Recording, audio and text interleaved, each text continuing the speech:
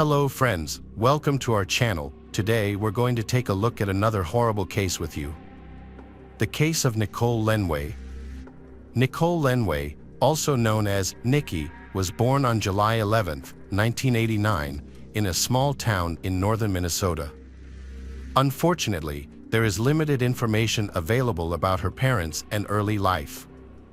It is reported that her father left the family at a young age, leaving her mother to raise her alone and work hard to provide a good education. Nikki excelled academically and was a skilled athlete, particularly in track and field and martial arts.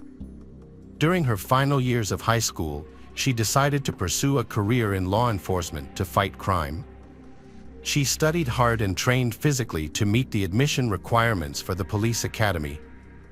After graduating from high school with honors, Nikki enrolled in the police academy and relocated from her small hometown to Minneapolis in 2010.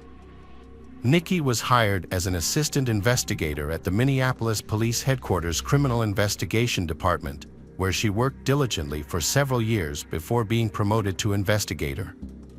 Her colleagues praised her as a driven, results-focused woman and a fearless officer who was willing to take risks.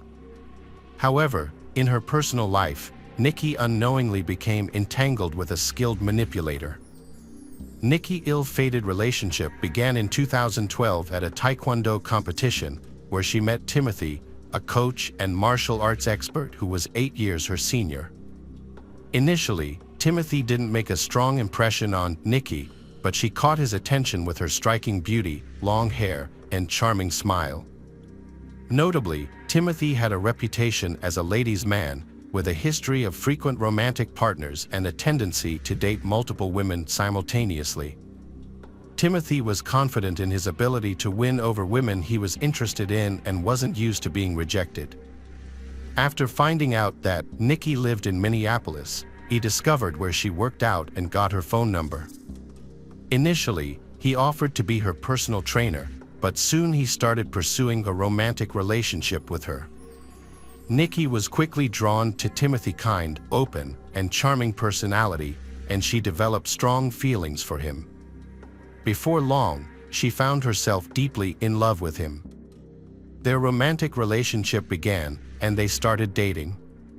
At first, the man was charming, attentive, and made a point to show he was dependable. Timothy had a strong presence, was intelligent, and had a persuasive way with words that often dominated the women he was with. As the relationship progressed quickly, after a month and a half, they decided to move in together. The first 6 months were wonderful, and Nikki felt happy and loved living with Timothy. She opened up to him, trusting him completely, believing they had no secrets between them. However, over time, Timothy's behavior started to change, revealing his true nature. At first, the changes were subtle, and Nikki didn't notice anything out of the ordinary for a while. Timothy, a charming and muscular man, was always proud of his success with women. Despite being in a serious relationship with Nicole, he continued to flirt with other women, often in her presence, which hurt and humiliated her. At first, Nikki hoped that Timothy would eventually change his ways and settle down, but as time passed, nothing changed. Timothy reassured her of his love and was passionate and tender as a partner, but outside of their relationship, he continued to flirt with other women and was known to have affairs. Nikki's jealousy started to get on his nerves, and he began lashing out at her. He would tell her that he could do what he wanted and she had no right to control him. Despite this, he would later apologize and reassure her that no one could ever love her as much as he did. Nikki would forgive him, and they would continue making plans for their future.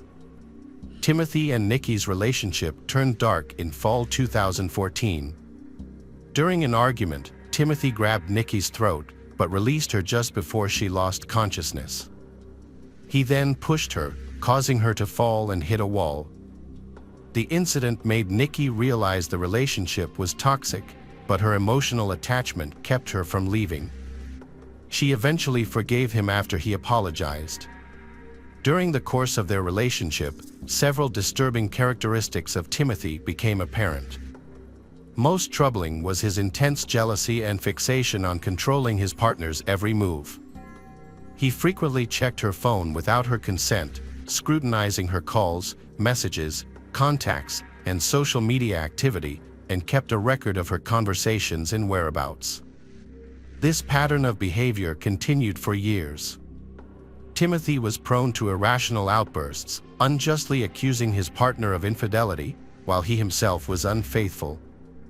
He would often resort to physical violence, yet managed to convince his partner that no one else could ever love her as much as he did. If she threatened to leave the relationship, Timothy claiming that he would take his own life and that she would be responsible for his death. In November 2015, Nikki decided to leave the house after another violent argument with Timothy. She packed her bags and attempted to walk out, but Timothy chased after her. He grabbed her by the hair and dragged her back into the house, but Nikki's screams and struggles attracted the attention of their neighbors. Realizing he couldn't control the situation, Timothy let her go.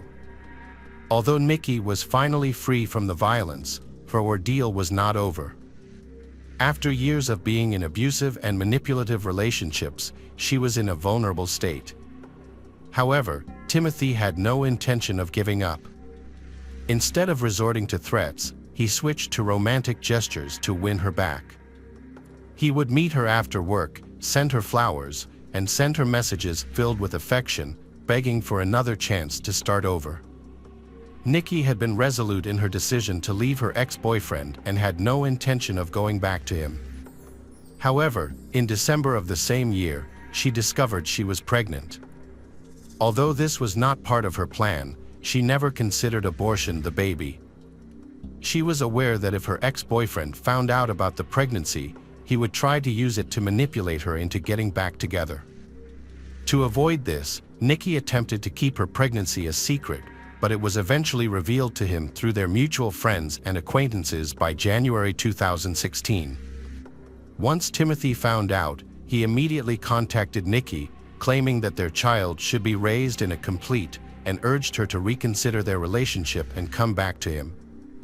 Nikki, who had grown up without a father, knew firsthand how difficult it would be to raise a child solo, but she also understood that staying with someone manipulative, cruel, and uncaring would be detrimental to their child's well-being. Although she still had feelings for Timothy, she refused to get back together with him. However, she was willing to let him be a part of their child's life. On June 20, 2016, Nikki gave birth to a healthy baby boy named Callahan Amer, and Timothy acknowledged paternity of the child, expressing his desire to co-parent. However, it soon became apparent that giving the baby his surname and registering him as the father was not the best decision. Timothy promises to be a responsible and caring parent, along with his pleas for they to reunite for the sake of their child, rang hollow. In reality, Timothy had no genuine interest in his son. He had hoped to use the child as a way to control his ex-girlfriend, Nikki, but she was no longer susceptible to his manipulation. As a result, Timothy quickly lost interest in the baby. Nikki, on the other hand, took a year-long maternity leave and dedicated herself fully to caring for her son. She didn't even consider starting new relationships, completely immersing herself in motherhood. Meanwhile, Timothy continued his carefree lifestyle, juggling numerous casual lovers and connections. In 2016, Timothy, a 36-year-old mentor and coach, started living with his 18-year-old girl student, Colin. He had been training Colin since she was 14, and over time, she had developed strong romantic feelings for him, despite their 18-year age gap. At first, they kept their relationship private, telling others that Colin was just a tenant in Timothy's home. However, it soon became apparent to those around them that a romantic relationship was developing between they. Timothy was happy with Colin, and friends observed that Colin was deeply committed to Timothy, often displaying a youthful eagerness to please him. In the summer of 2017, Nikki returned to work earlier than expected. As a single mother, she had no other choice. The child's father was not providing adequate support, and she was struggling financially.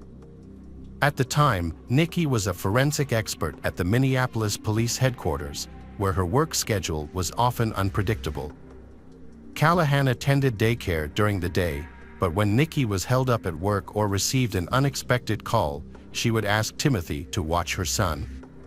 She allowed her current lover, Timothy, to take care of her child from a previous relationship for a couple of reasons. 1. She wanted the child to have a positive relationship with his father, who had recently promised to be more involved. 2. Since her ex-partner wasn't contributing financially, she hoped that by Timothy watching the child, he could save her money on childcare. However, the situation worked out differently than expected. Timothy did not enjoy spending time with the child. It was a burden to him, and he was unwilling to take on the responsibility. Thus, he shifted it along with all related troubles onto his young lover, Colin. In the end, Colin took a liking to the little boy and was happy to take care of him. But what happened next was surprising. Timothy turned the situation around, making Nikki feel responsible for caring for the child by saying that Nikki was irresponsible and trying to offload her parenting duties onto them. In the spring of 2017, Nikki started a new romantic relationship with Donovan Ford, a fellow police officer. Donovan was kind and caring towards Nikki and her son Callahan, and he was even willing to adopt the boy. For a while, everything seemed perfect. However, when Timothy, Nikki's ex, found out about the new relationship, he became enraged. Despite having no interest in rekindling things with Nikki and having little involvement in his son's life, Timothy was furious that Nikki had moved on and was happy. This sparked a desire to sabotage her new relationships and cause trouble. Timothy decided to use their son, Callahan, and Colin, who was naive and trusting, to further his own malicious goals. The Timothy consistently contacted social services to report concerns that Donovan was physically and emotionally abusing their son and that Nikki was failing to intervene. As a result, Child Protective Services frequently investigated the family. Although no evidence of abuse was ever found, Nikki and Donovan were repeatedly questioned. They was feeling unfairly targeted. They were aware of who was behind the accusations, but felt powerless to stop the cycle of investigations that continued for years. Meanwhile, Timothy continued to manipulate Colin, convincing her that Callahan was in grave danger, that Nikki and Donovan were cruel to him, and that they might one day harm him. Colin believed that Timothy genuinely cared for the boy, who had grown up before her eyes, and was willing to protect him. Timothy persistently intimidated and threatened his Nikki and Timothy, going so far as to file false police reports. When Donovan attempted to reason with him, Timothy refused to back down, continuing to make life unbearable for Nikki and Donovan. Timothy escalated the situation by taking his ex-girlfriend to court, seeking sole custody of their young son, Tim. Nikki was caught off guard and felt vulnerable, knowing her ex's history of dishonesty and manipulation. She believed that Timothy's true intention was not to care for their son, but to punish her for moving on and finding happiness with Donovan. Nikki decided to seek a restraining order against Timothy, citing his unstable behavior and the threat he posed to her. Although she was confident of winning custody of their child, she anticipated a long and arduous legal battle ahead, knowing Timothy would not give up easily. In the meantime, Timothy continued to wreak havoc on his ex-girlfriend's life, spinning elaborate lies. He even fabricated a story about Nikki attempting to harm him, claiming she had tried to hit him with her car. He alleged that he narrowly escaped by jumping out of the way, and that she had only run over his foot. However, when he took this false accusation to court, it quickly fell apart due to lack of evidence. In September 2022, the custody case went to trial. Timothy made false accusations against Nikki, claiming she was harming their child. Furthermore, Timothy attempted to manipulate their child, Callahan, into saying that his mother and Donovan were physically abusing him. He even offered the child treats in exchange for lying. However, Callahan refused to lie and instead revealed that his father was pressuring him to make false statements. The court considered Callahan's testimony and ultimately awarded sole custody to Nikki. Although Nikki was relieved, Timothy continued to fight the decision and filed an appeal. Initially, he was granted supervised visitation with Callahan once a week, with Nikki present. Later, the court allowed Timothy to spend time alone with Callahan without Nikki's supervision, which greatly distressed and frightened her. On April 19, 2022, a shocking incident occurred when Nikki went to the family center to pick up her son. As she parked and approached the entrance, a person wearing a black hoodie, mask, and clothing approached her. This individual, whose identity remains unknown, pulled out a gun and shot Nikki 4 times at close range before fleeing in a black pickup truck in an unknown direction. Nikki miraculously remained conscious after being shot, and she even managed to call emergency services. However, she was unable to communicate with the dispatcher because one of the bullets had damaged her vocal cords, leaving her only able to make gurgling sounds. A bystander, who had witnessed the shooting, happened to be passing by and rushed to Nikki's aid. The bystander had seen the shooter flee the scene in a vehicle and had made sure it was safe before approaching the victim. The bystander, who called 911, she told the dispatcher what had happened, gave them the address, and applied pressure to Nikki's wounds to stop the bleeding. This quick thinking likely saved Nikki's life. Nikki spent several days in a coma, fighting for her life. She had lost a lot of blood and her vital organs were damaged, but doctors were able to stabilize her condition. Nikki was extremely fortunate to have survived. Medical professionals were amazed that she had escaped death by mere millimeters. Now that Nikki was on the road to recovery, the focus shifted to identifying who had tried to kill her. Nikki, the victim, was certain that her ex-lover, Timothy, was the one who had shot her. She immediately reported this to the police as soon as she regained consciousness. Her friend Donovan also told the police that Nikki had no other enemies besides Timothy. However, during the investigation, Timothy had a solid alibi. He was at the family center with his son at the time of the shooting, which was confirmed by the staff and security footage. Nikki was certain that Timothy was behind the attempt on her life. The investigation uncovered some key evidence at the scene for shell casings and a suspicious black Dodge Ram pickup truck with no license plates that was caught on camera running a red light at a nearby intersection.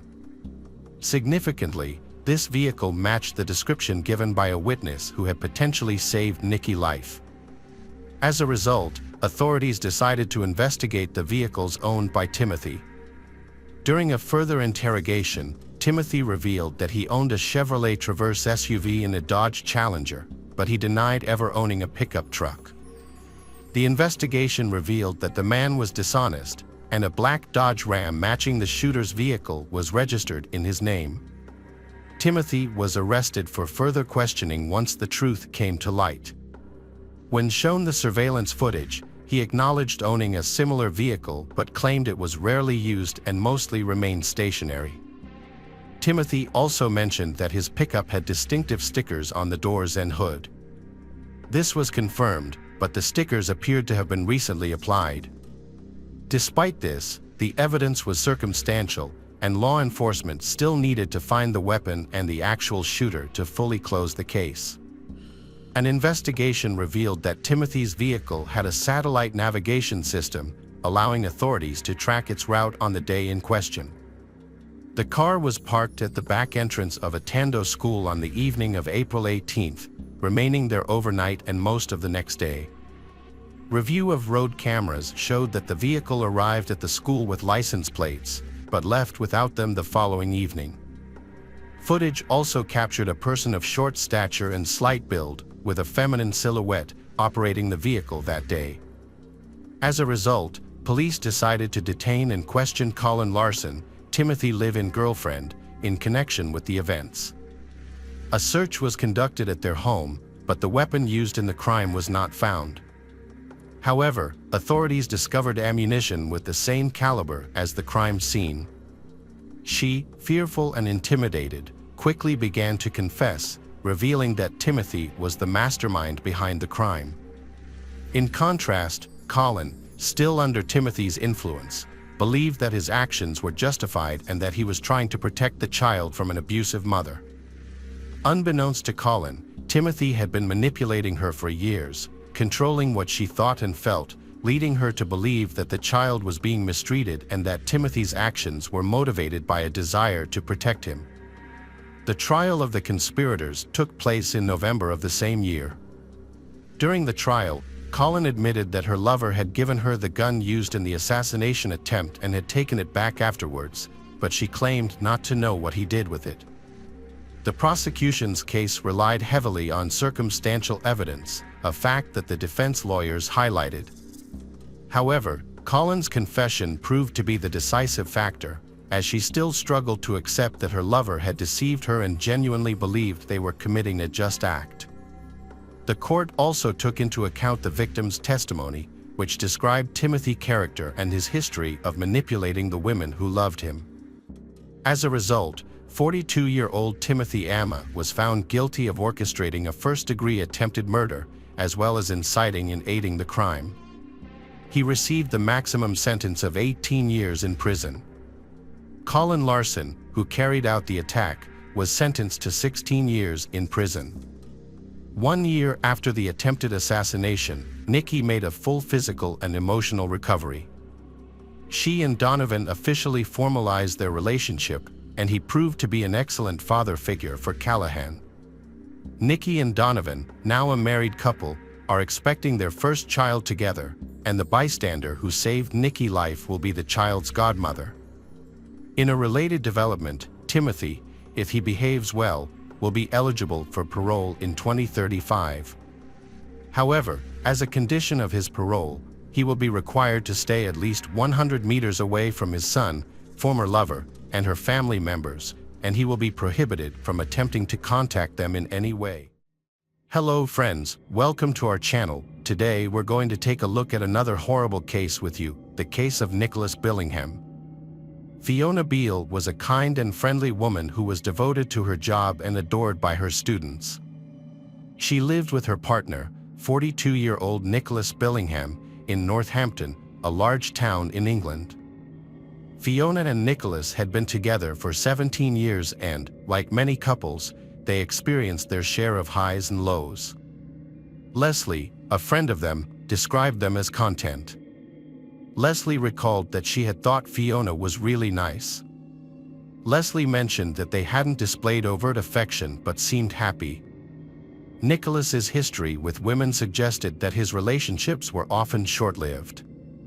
His relationship with Fiona ended abruptly in November 2021, but it wasn't due to the usual reasons. The breakup occurred after they were required to isolate themselves for 10 days. After the breakup, Nicholas maintained contact with his friends and family, revealing to his mother that he had left with a woman named Faye and was happy with his new life. Meanwhile, Fiona completed her 10-day isolation period, recovered, and eventually returned to work. She received supportive messages from her colleagues when she returned to work. However, the split had a lasting impact on her. By the end of February 2022, nearly 4 months after the breakup, her mental health began to decline significantly. The memories of Nicholas in her Northampton home became overwhelming, so she decided to move to Cumbria, a 200-mile distance from her previous home. On March 15, 2022, her family grew concerned after reading her text messages. Their worry prompted them to contact the police. The police found Fiona severely injured in a bath at her Lake District Lodge rental. Officer Josh Parkin testified in court that when he arrived, ominous music was playing from her phone, and he initially thought she was dead. Parkin described the scene, stating that he had found a completely naked female lying in the bath. Music was playing from a mobile phone next to her. He immediately called for an ambulance and suggested they try to get her out of the bath to administer CPR. She then became partially conscious. To check her responsiveness, he had pulled her ear firmly, and she had moaned, trying to turn over. They had sat her up, and she had become emotional. Parkin had discovered a blue leather-bound notebook with a logo on the front. A quick glance had revealed it was a personal document detailing her mental health struggles at the time. Fiona's notebook revealed a dark history of abuse and a sinister plot. She wrote about her husband Nicholas's cruel behavior, including spitting on her and threatening her during intimate contact. She started planning her revenge as Tulip 22, a reckless and ruthless alter ego. Fiona described how she planned and executed the murder, using a knife and an eye mask to carry out the crime. She hid the body in the bathroom and later moved it to the garden, where it was buried under multiple layers of materials. The police initially dismissed Fiona's notebook as ramblings, but upon re-examining it, they found disturbing details that led them to investigate further. They searched Fiona's house and found a blood-stained mattress in the cellar. On March 19th, forensic officers and a cadaver dog discovered Nicholas's remains in the garden, wrapped in carpet and buried under various materials. Fiona's notebook revealed her regret and apology for the crime, but also her anger and hurt towards her husband. The body was found with a sleep mask covering the eyes, bearing the phrase, "This is my morning after" face on the inside. The police spokesman described the scene as showing utter contempt, as the body was wrapped in cables, hose pipes, and plastic bags, mixed with debris from a building. An autopsy was conducted the day after the discovery. The results confirmed that the cause of death was a single stab wound to the right side of the neck, damaging the right jugular vein, esophagus, and trachea. The injury was inflicted with moderate force. Following the investigation, police arrested Fiona Beale on March 22, 2022, charging her with the murder of Nicholas Billingham. Nicholas's family was shocked and heartbroken when they learned of his death, particularly after discovering that Fiona had sent texts to them and Nicholas's friends from his own phone. Following the police investigation into Nicholas' death on November 1, 2021, it was discovered that Fiona attempted to cover her tracks in the days that followed. As part of her plan, Fiona claimed to infection, which would have given her a 10-day period of isolation, during which she would not be disturbed. Fiona's actions during this 10-day period were inconsistent with the severe symptoms she claimed to be experiencing due to the infection. On November 2, with Fiona using Nicholas's Amazon account, and later her own, to purchase various cleaning supplies, including products for Venetian blinds, a new mop and bucket, heavy-duty trash bags, a new mattress, bedding, clothing, wall art, and mirrors. Later that day, Fiona made changes to her order, adding 3 rolls of duct tape to a delivery that already included multiple cleaning products.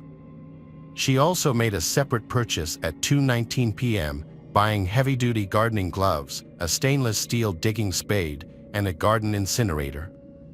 These items would later be used to dispose of a body. Nearly 2 weeks after Nicholas's death, Fiona went shopping again. On November 13th, supermarket cameras caught her buying various items, including building materials that she would later use to construct a grave. The police released the CCTV footage of this shopping trip. Fiona also impersonated Nicholas by sending texts to his family and friends for several months. She even invited Nicholas's mother to visit her at home. Nicholas's mother, Miss Valentine, reported that Fiona had invited her over for a Christmas drink on December 23, 2021. Unbeknownst to Miss Valentine, her son's body was buried in Fiona's back garden at the time. Fiona Beale appeared to be living a normal life, showing no signs of depression or trauma after the incident. During the trial, Fiona initially denied any wrongdoing but later admitted to taking Nicholas's life, claiming it was an involuntary act. However, the prosecutor disagreed with her account. He presented evidence that Nicholas had been unfaithful to Fiona throughout their 17-year relationship, cheating on her with multiple women. Despite Nicholas's infidelity, Fiona had taken him back on multiple occasions. The prosecutor revealed that one of Nicholas's affairs had resulted in a child. Instead of leaving Nicholas, Fiona allegedly planned and executed murder, carefully considering how to kill him, dispose of his body, and cover her tracks. She also prepared explanations for his disappearance and her own absence from work on the day of the crime. Defense attorney Andrew Wheeler addressed the jury after the prosecution's opening argument, stating that Fiona had struggled with her mental health for years due to Nicholas Billingham's controlling behavior. He emphasized that Fiona, a 49-year-old woman with a good reputation, was a hardworking and well-liked school teacher who had been in a 17-year partnership with the victim. Wheeler asked the jury to consider how someone with Fiona's good character could commit such a crime. Wheeler stressed that the key issue in the case was her state of mind at the time of the killing. Wheeler explained that Fiona had struggled with her mental health for years and suggested that Nicholas Billingham's psychologically dominating behavior had gradually worn her down. Fiona Beale admitted her wrongdoing. She then shared details about her personal life and relationship with Nicholas at Northampton Crown Court. Fiona revealed that she had been prescribed antidepressants during her university years. She described Nicholas as caring and attentive at the start of their relationship, but claimed he gradually changed over time. Fiona alleged that Billingham's behavior became increasingly controlling, particularly when it came to cleaning. She recalled an incident where she had left a cloth with cleaner on it, which stained a worktop. Although it seemed minor at first, cleaning became a major issue throughout their relationship.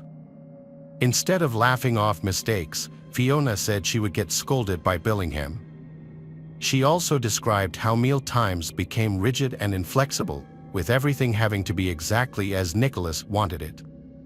Over time, this behavior escalated and continued until the end of their relationship. Even small things, like the way items were placed in cupboards, became a point of contention, with Nicholas insisting that they face outwards. Fiona testified that Nicholas's behavior escalated from joking insults to cruel comments, which made her lose confidence. She also shared that before taking Nicholas's life, she warned him that she would kill him if he ever treated another woman the way he treated her. The judge stated that considering the severity of the crime, he sentenced Fiona to a minimum of 20 years in prison. Welcome to our channel. Today we're going to take a look at another horrible case with you. The case of Jake Wagner. Hannah Mae Roden, 13, met 18-year-old Edward Jake Wagner, and they became inseparable after he invited her to prom. While their love was palpable, their significant age difference raised concerns. Despite this, their parents did not intervene in their relationship. As time passed, the Roden and Wagner families grew close, often spending weekends and attending parties together. The young couple's love was carefree and passionate. When Hannah turned 15, she revealed her pregnancy, which thrilled Jake. He expected his family to be delighted with the news, as they valued tradition and family lineage. The Wagners saw the baby as a way to continue their family name, which was passed down through generations. In contrast, the Rodens had a more modest approach to family, but still prioritized their children. Hannah's parents, Christopher and Dana, remained devoted to their 3 kids despite their divorce. The Roden family's income was modest, unlike the Wagners. To celebrate Sophie's birthday, a grand party was organized shortly after. Jake proposed that Hannah move in with him and his family, claiming it would make life easier for both of them. However, Hannah refused, having come to realize that Jake was trying to control her and limit her independence. This was partly due to Jake's increasing aggression and suspicious behavior, which had already led to physical altercations on several occasions. Hannah's rejection sparked tension between the Wagners, with each of Sophie's parents determined to gain full custody of Sophie. Driven by their own interests, the families began to advocate for their own rights. Jake's anger towards Hannah peaked when she refused to sign a document granting him and his brother full custody. He even threatened her, accusing her of hiding secrets. The situation escalated when Hannah announced her second pregnancy. Although she claimed the child was fathered by another man, Jake was skeptical. In December 2015, he hacked into Hannah's social media accounts to uncover evidence of infidelity, but found none. Instead, he discovered her communication with Georgia Ford's former mother-in-law, which sparked his interest. A court case was soon to follow as a result. During a court hearing to decide where their granddaughter Sophie would live, Christopher Rhoden and George Wagner III got into a serious argument. This dispute marked the beginning of the end for the relationship between the two families. The Wagner family soon became convinced that Hannah, Sophie's mother, was an obstacle and that they needed to eliminate her and the entire Rhoden family, who could potentially gain custody of Sophie. This disturbing idea evolved into a sinister plan by Christmas 2016. While many people were celebrating the festive season with love and kindness, the Wagners held a chilling family vote to decide whether to carry out their plan. Every family member agreed to go ahead, and they began assigning roles and making preparations. Over the next 5 months, they secretly observed the Rhoden homes, studying their daily routines, work schedules, and surveillance cameras. On the night of April 21, 2016, George Wagner III visited Christopher Rhoden under the guise of offering him a job to improve his finances. This was just a ruse to get into the house. The next evening, around 8 p.m., Christopher Rhoden Sr. answered the door, unaware of the danger lurking. Earlier that day, Bobby Jo Manley, Dana Rhoden's sister, had stopped by Christopher's trailer to care for the family's animals, as she did daily since he had offered her a job. However, she noticed someone was inside, which was unusual at that time of day. Alarmed, she called emergency services, reporting what she saw and requesting help at 477 Union Hill Road. Panicked, Bobby rushed to the neighboring homes of relatives, loudly knocking on their doors. At one of the homes, she found a 3-year-old boy, Clarence's son, who didn't respond to her questions about his parents' whereabouts, only pointing towards the bed. Following the incident, the surviving children were placed in the care of relatives. The neighborhood was gripped by fear, and the police advised the Rhoden relatives to take precautions and warned all Pike residents to stay indoors at night. After a brutal mass murder shocked the state, the public demanded a swift and transparent investigation, urging authorities to catch the perpetrators as soon as possible. In response, businessman Jeff Ruby offered a $25,000 reward for information leading to the arrest and conviction of those responsible.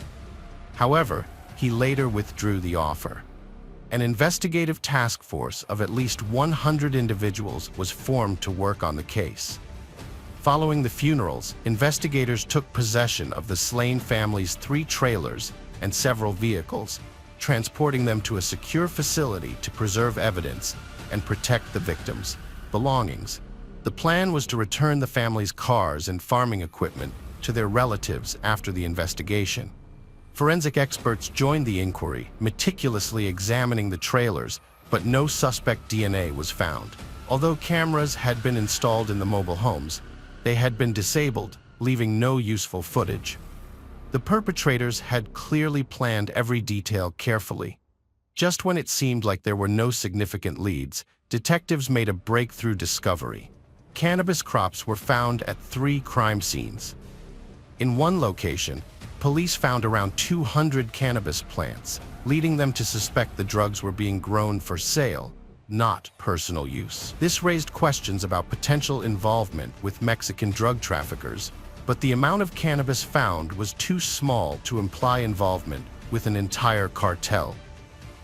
A relative of the Rhoden family was arrested for drug trafficking in January 2017, but this was considered a coincidence. Leonard Manley, the father of Dana Rhoden, denied his daughter's involvement in the cannabis operation, saying that they were trying to drag Dana through the mud, and he didn't like it.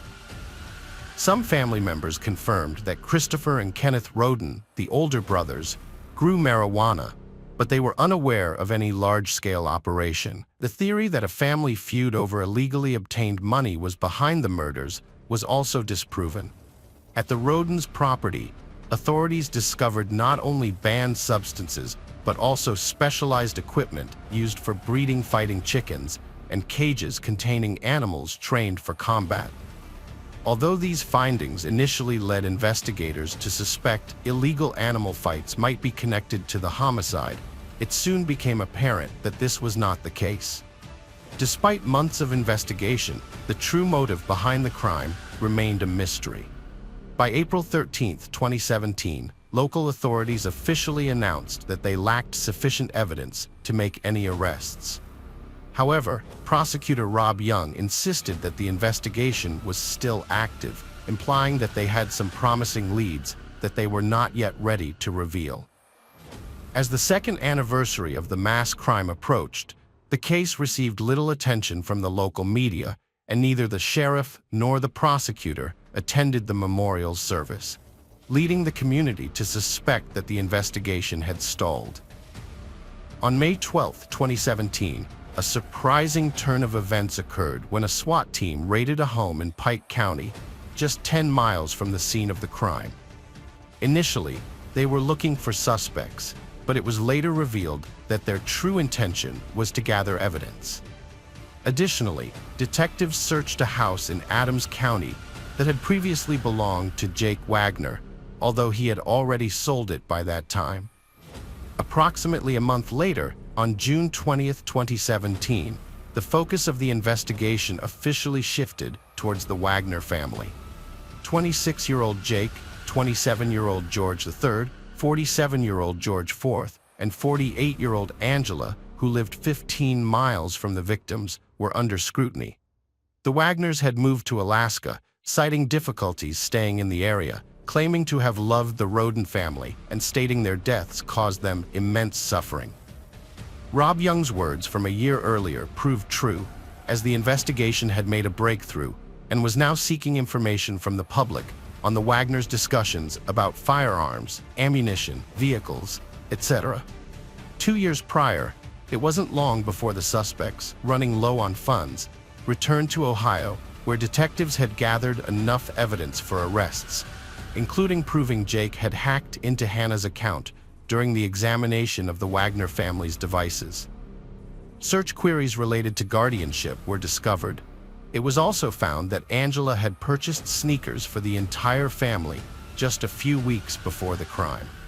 The tread pattern of one of these matched that found in one of the trailers. Officers believed Angela was the mastermind behind the horrific scheme, with Jake as the primary executive. According to the investigation, each family member was involved in the criminal act. On November 13, 2018, the Attorney General announced the arrest of the Wagner couple, as well as their sons, who were charged with planning and carrying out the termination of life. Rita Newcomb, Angela's 65-year-old mother, and Frida Wagner, George III's mother, were arrested and charged with perjury and obstructing justice. In 2019, Rita Newcomb underwent handwriting analysis, which proved her involvement in forging a document related to Sophie's guardianship. She struck a plea deal to avoid imprisonment. The charges against Frida Wagner were later dropped in June 2019.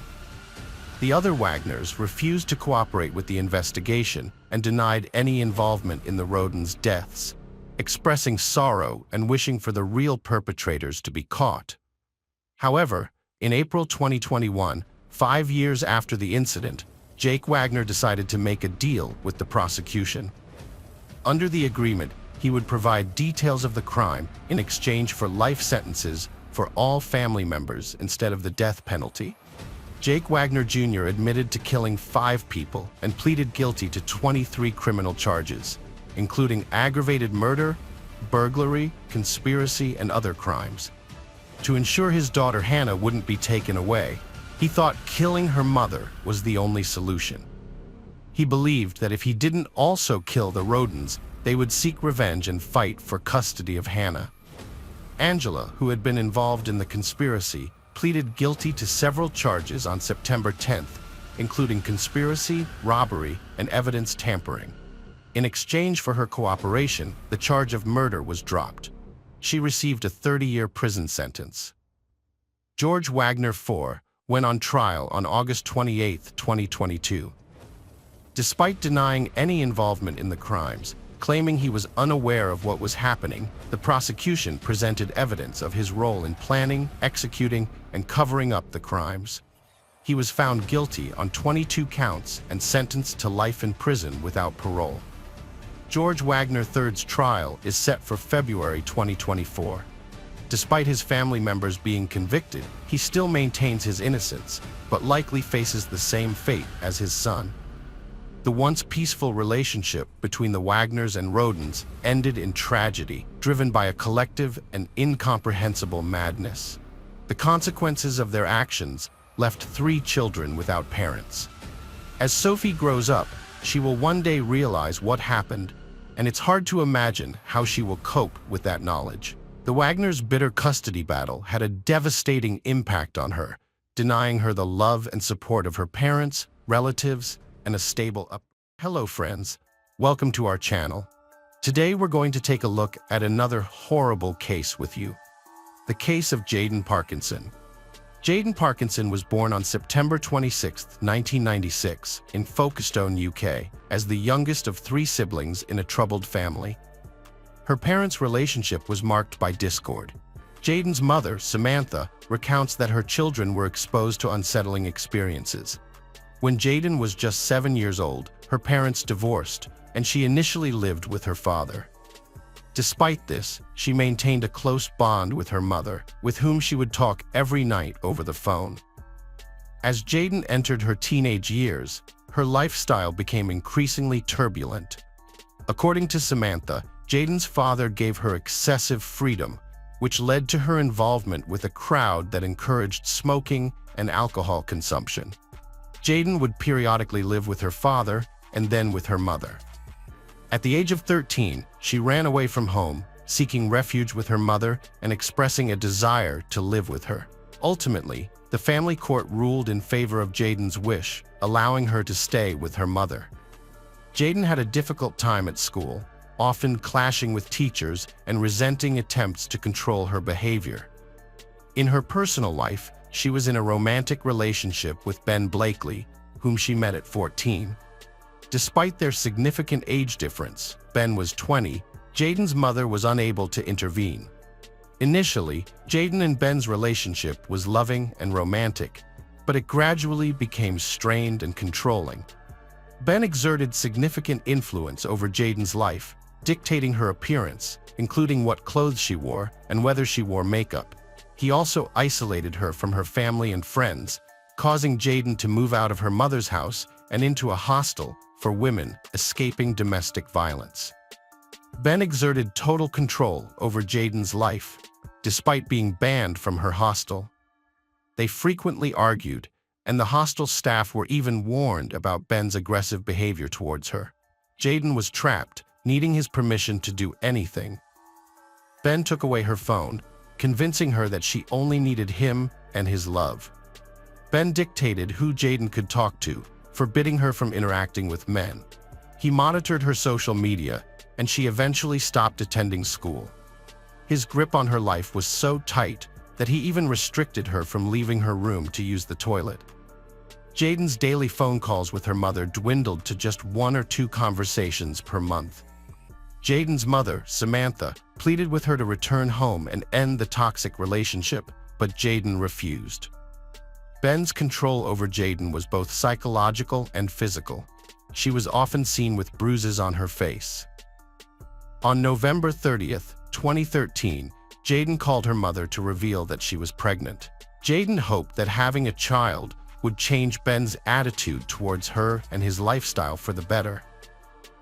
She thought the baby would bring them closer together and that Ben would go back to being the person she fell in love with. However, Ben did not live up to her expectations. Instead, he revealed his true nature once he had complete control over Jayden. He manipulated her into isolating herself from her friends and family, making her financially dependent on him. He even went so far as to restrict her movements, not allowing her to leave her room, even to use the toilet. Meanwhile, Ben was dating other girls behind her back, controlling them psychologically and physically as well. When Jaden's mother, Samantha, found out about her pregnancy, she asked Jaden to come back home, but Jaden refused, not wanting to cause her mother any more trouble. When Jaden told Ben about her pregnancy, he became angry and denied being the father of her child. Before she vanished, Jaden was being threatened by Ben, who claimed he would post intimate photos and videos of her on social media. In the days leading up to her disappearance, Jaden reported Ben to the authorities, fearing he would follow through on his threat. At the time, Ben possessed 30 explicit photos and 13 videos of Jaden, which she desperately wanted to keep private. On December 3rd, Jaden failed to return to her hostel, prompting staff to launch a search. Given their awareness of Jaden's personal issues, they contacted her mother, Samantha, by phone, but she was unable to provide any information about her daughter's whereabouts. A missing persons report was filed with the police just after midnight on December 4th, 2013. After learning about Jaden's tumultuous personal life, investigators reached out to Ben to see if he had any information about her disappearance. However, he was hostile and hung up on them multiple times, claiming he couldn't assist and had no idea where Jaden might be. Jaden had a troubled upbringing and frequently clashed with her family, even running away from home on several occasions. Given this history, her initial disappearance didn't raise immediate red flags during the investigation. On December 4th, police arrested Ben Blakely, but it wasn't related to Jaden's disappearance. Instead, Jaden had previously reported Ben to the police, fearing he would post intimate photos of her online. The investigators who spoke with Ben were unaware that he was also a person of interest in Jaden's disappearance case. After being arrested, Ben denied plans to share Jaden's photos online and was released on bail that same day. Samantha, Jaden's mother, took action by distributing flyers with her daughter's picture and using social media to raise awareness about her disappearance, hoping someone had information about her whereabouts. Meanwhile, the police reviewed surveillance footage to track Jaden's last known movements. They obtained CCTV footage from her hostel, which showed her leaving to meet Ben, but not returning. This was on December 3rd. Further investigation revealed that Jaden was next spotted at Oxford railway station, where CCTV footage captured her walking in with Ben. The footage didn't show anything suspicious. By tracing their journey, investigators discovered that Ben and Jaden took a train to Didcot, a town about 10 miles from Oxford. The last known location of Jaden was at the train station in Didcot, where footage showed her and Ben exiting the building. Jaden would typically reach out to her family within a day or two after running away from home to let them know she was safe. However, this time was different. Despite the passing days, Jaden failed to contact her family or friends, and her social media accounts remained inactive. The CCTV footage showing her boarding a train with Ben made him the prime suspect in her disappearance. The police were convinced that Ben knew Jaden's whereabouts and what had happened to her. The footage also revealed Ben returning to the train station alone, but Jaden was never seen alive again. On December 10, 2013, a week after her disappearance, the police arrested Ben Blakely. The investigators wanted to question Ben to determine what had happened to Jaden after they left the train station in Didcot together. At the time, the police considered two possibilities. Jaden might be hiding, or Ben could be holding her against her will. During the interrogation, Ben was very confident in his responses. He claimed to have no knowledge of his ex-girlfriend Jaden's whereabouts, stating that they had broken up and she had moved on to a new relationship. According to Ben, the police should focus their investigation on her new boyfriend. Ben showed a lack of concern for Jaden's safety, saying he didn't care what happened to her now that they were no longer together and he had a new girlfriend. He suggested that the police check her social media accounts to track her location and identify who she was interacting with.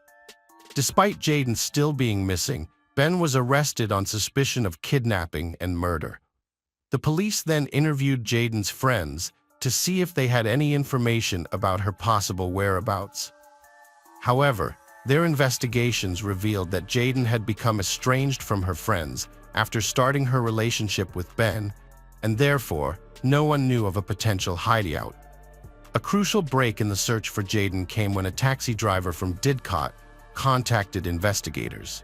He reported that on December 4th, around 1 a.m., he picked up a young man on a dirt road who was struggling with a large, heavy suitcase covered in mud.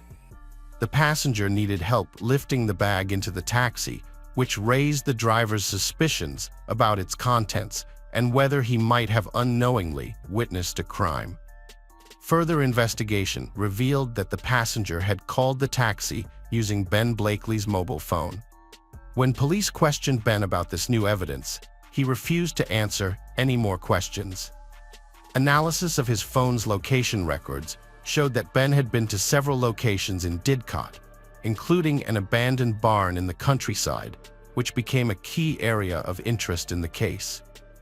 The team of investigators, comprising criminologists and dog handlers, visited the location where a taxi had picked up Ben that night to conduct an investigation.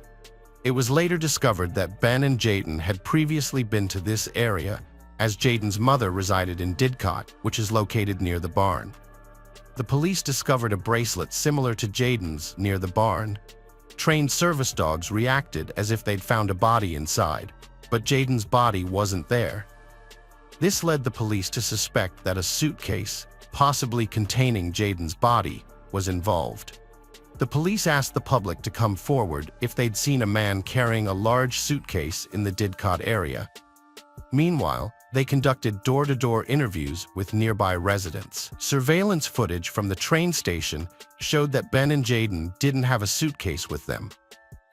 Investigators were determined to find out where Ben got the suitcase, but they also considered the possibility that the man seen with the suitcase by the taxi driver wasn't actually Ben. On December 14th, the police found a crucial lead in their investigation. Ben Blakely's grandmother, grandfather, and younger brother Jake lived near the abandoned barn where the mysterious events unfolded. When the police arrived at their doorstep, Ben's grandmother immediately asked, "Are you here about the suitcase?"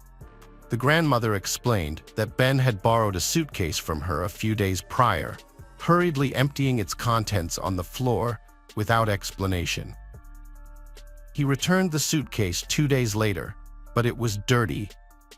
Additionally, she reported that 2 shovels had gone missing and reappeared, covered in a thick layer of dirt.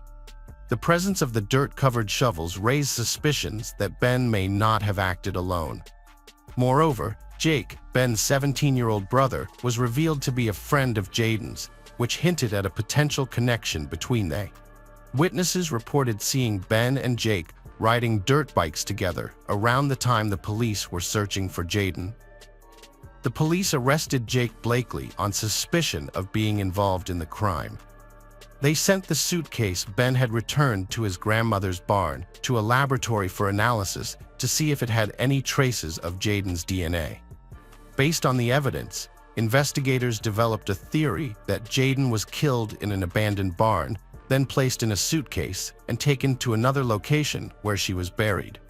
However, searching the vast fields surrounding Didcot made finding her body a daunting task. To aid in the investigation, the police used aerial photography to identify 10 areas where the soil surface had recently been disturbed. They checked several locations, but didn't find Jayden's body until they had searched all 10 areas of interest. A significant development occurred in the case when Jake Blakely began cooperating with the police. He directed them to investigate his uncle's grave at a local cemetery in Didcot, near the All Saints Church.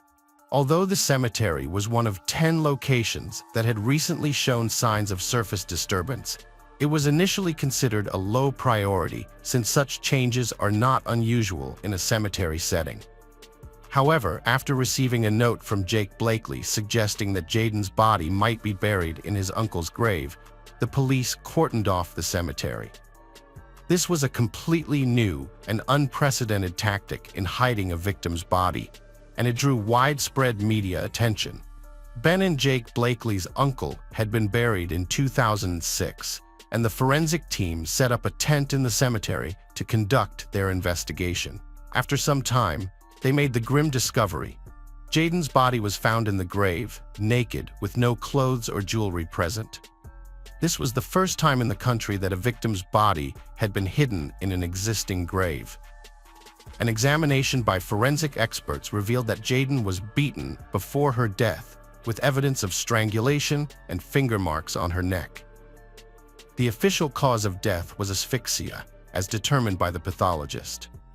While in prison awaiting trial, Ben Blakely had a change of heart after speaking with the prison chaplain. He wrote a letter, along with his lawyer, admitting responsibility for Jayden's death. Ben claimed that the crime was not planned, stating that he pushed Jayden during an argument, causing her to fall from a nearby bridge. He attempted to revive her but was unsuccessful. Initially, he buried her body in one location, but later moved it to his uncle's grave in the cemetery. However, the autopsy contradicted his story, showing blunt force injuries to her face and asphyxia as the cause of death, with no signs of a fall from a height. It meant Ben Blakely was dishonest to avoid responsibility for his actions. However, the truth came to light during the trial, which started on June 23, 2014, after Jayden's father had passed away due to heart problems. Blakely showed no remorse for taking the lives of Jayden and her unborn child. Instead, he behaved defiantly, shouting insults and displaying his indifference. Throughout the 4-week trial, it became clear that Blakely was a violent and controlling boyfriend. 3 of his ex-girlfriends testified that he had been abusive to them, taking their phones, hitting them, and choking them if they answered back, or if he suspected them of cheating. Blakely's short temper was on full display during the trial. He frequently outbursted in anger, using foul language in the courtroom and shouting at the prosecutor, Richard Leem. The judge repeatedly warned him about his behavior, but it was too much for Jayden's mother and other family members, who were often forced to leave the courtroom in tears. Judge Patrick Eccles was shocked by Ben's behavior, so he sent him to the cells and continued the trial without him for a day. Although Jake Blakely is under 18, Judge Eccles allowed his name to be published because it was in the public's best interest. Jake has admitted to trying to disrupt the legal process, but claimed he thought he was burying weapons or dead animals at the time. Ben promised his sibling Jake an Xbox and £100 to commit the crime. CCTV footage showed Ben and Jayden taking a train to Didcot, then Jake returning alone, hiding his face. The prosecutor said it was a planned crime, with Jake luring Jayden to a secluded spot to kill him. Blakely took Jayden to an abandoned barn in another town after finding out she was pregnant, likely because he wanted to control her and didn't want to become a father. Jayden wanted to start a new life, but Blakely wouldn't let her go. Jayden's mother, Samantha, supported creating a domestic violence registry in an interview with Sky News. She recalled how Blakely manipulated and controlled Jayden, getting money from her, and said she thought she was his target, not Jayden. The jury deliberated for 20 hours before reaching a verdict. Ben Blakely was guilty of intentionally killing Jayden Parkinson. The judge emphasized that Jake Blakely's abusive behavior towards Jayden involved physical and emotional mistreatment during their relationship. Blakely controlled every aspect of Jayden's daily life, taking away her phone to isolate her from others.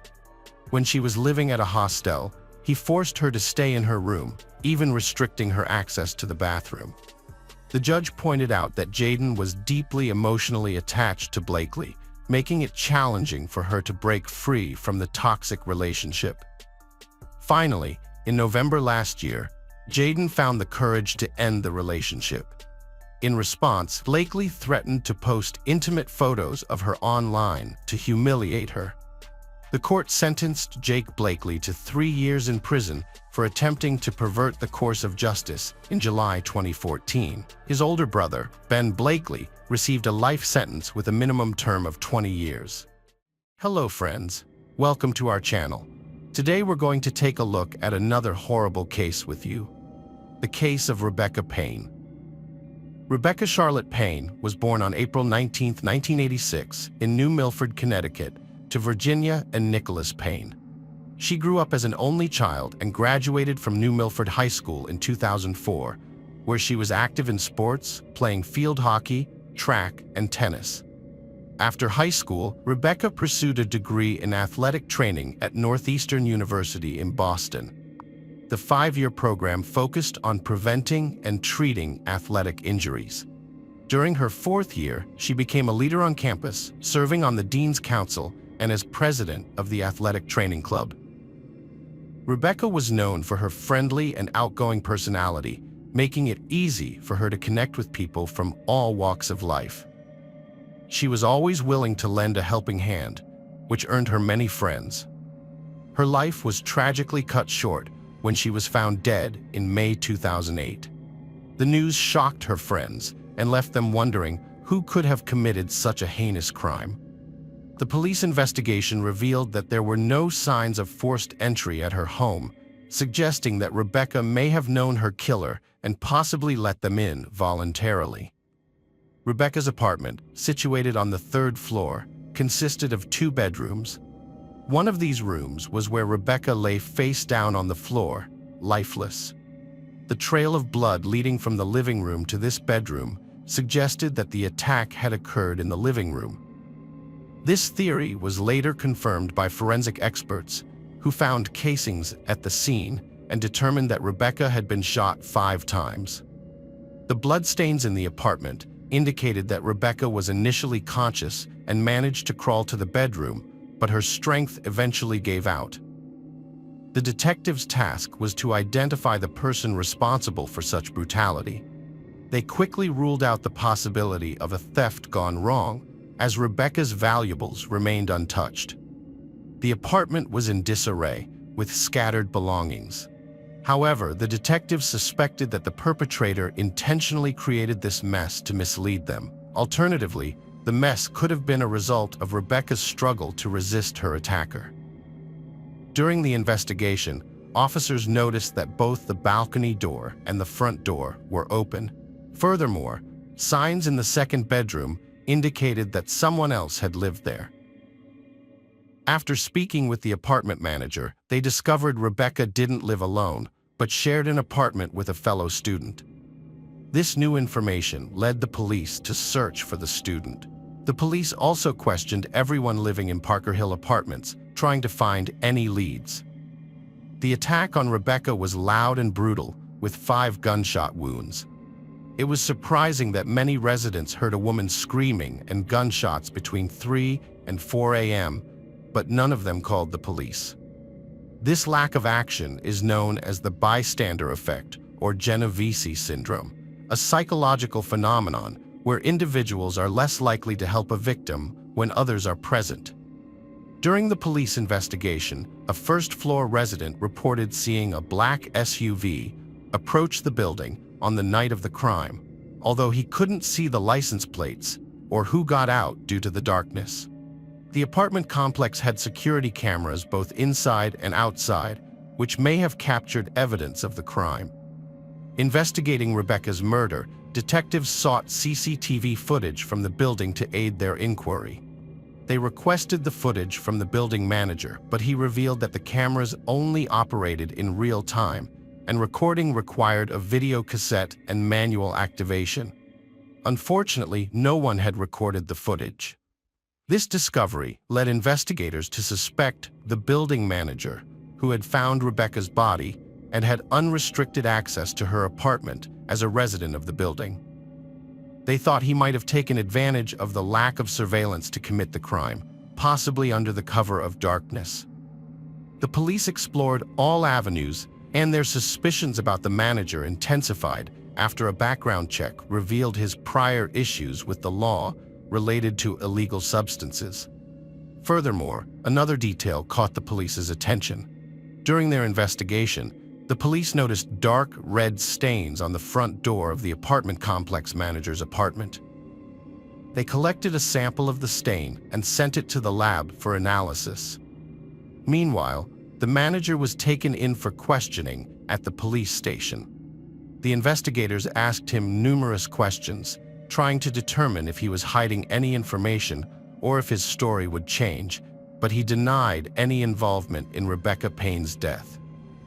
The manager claimed he had spent the entire night in his apartment with his wife, and she corroborated his alibi when questioned by the police. However, the investigation was put on hold until the lab results came back. Once the report confirmed that the stains on the door were just paint, the manager was released due to lack of evidence.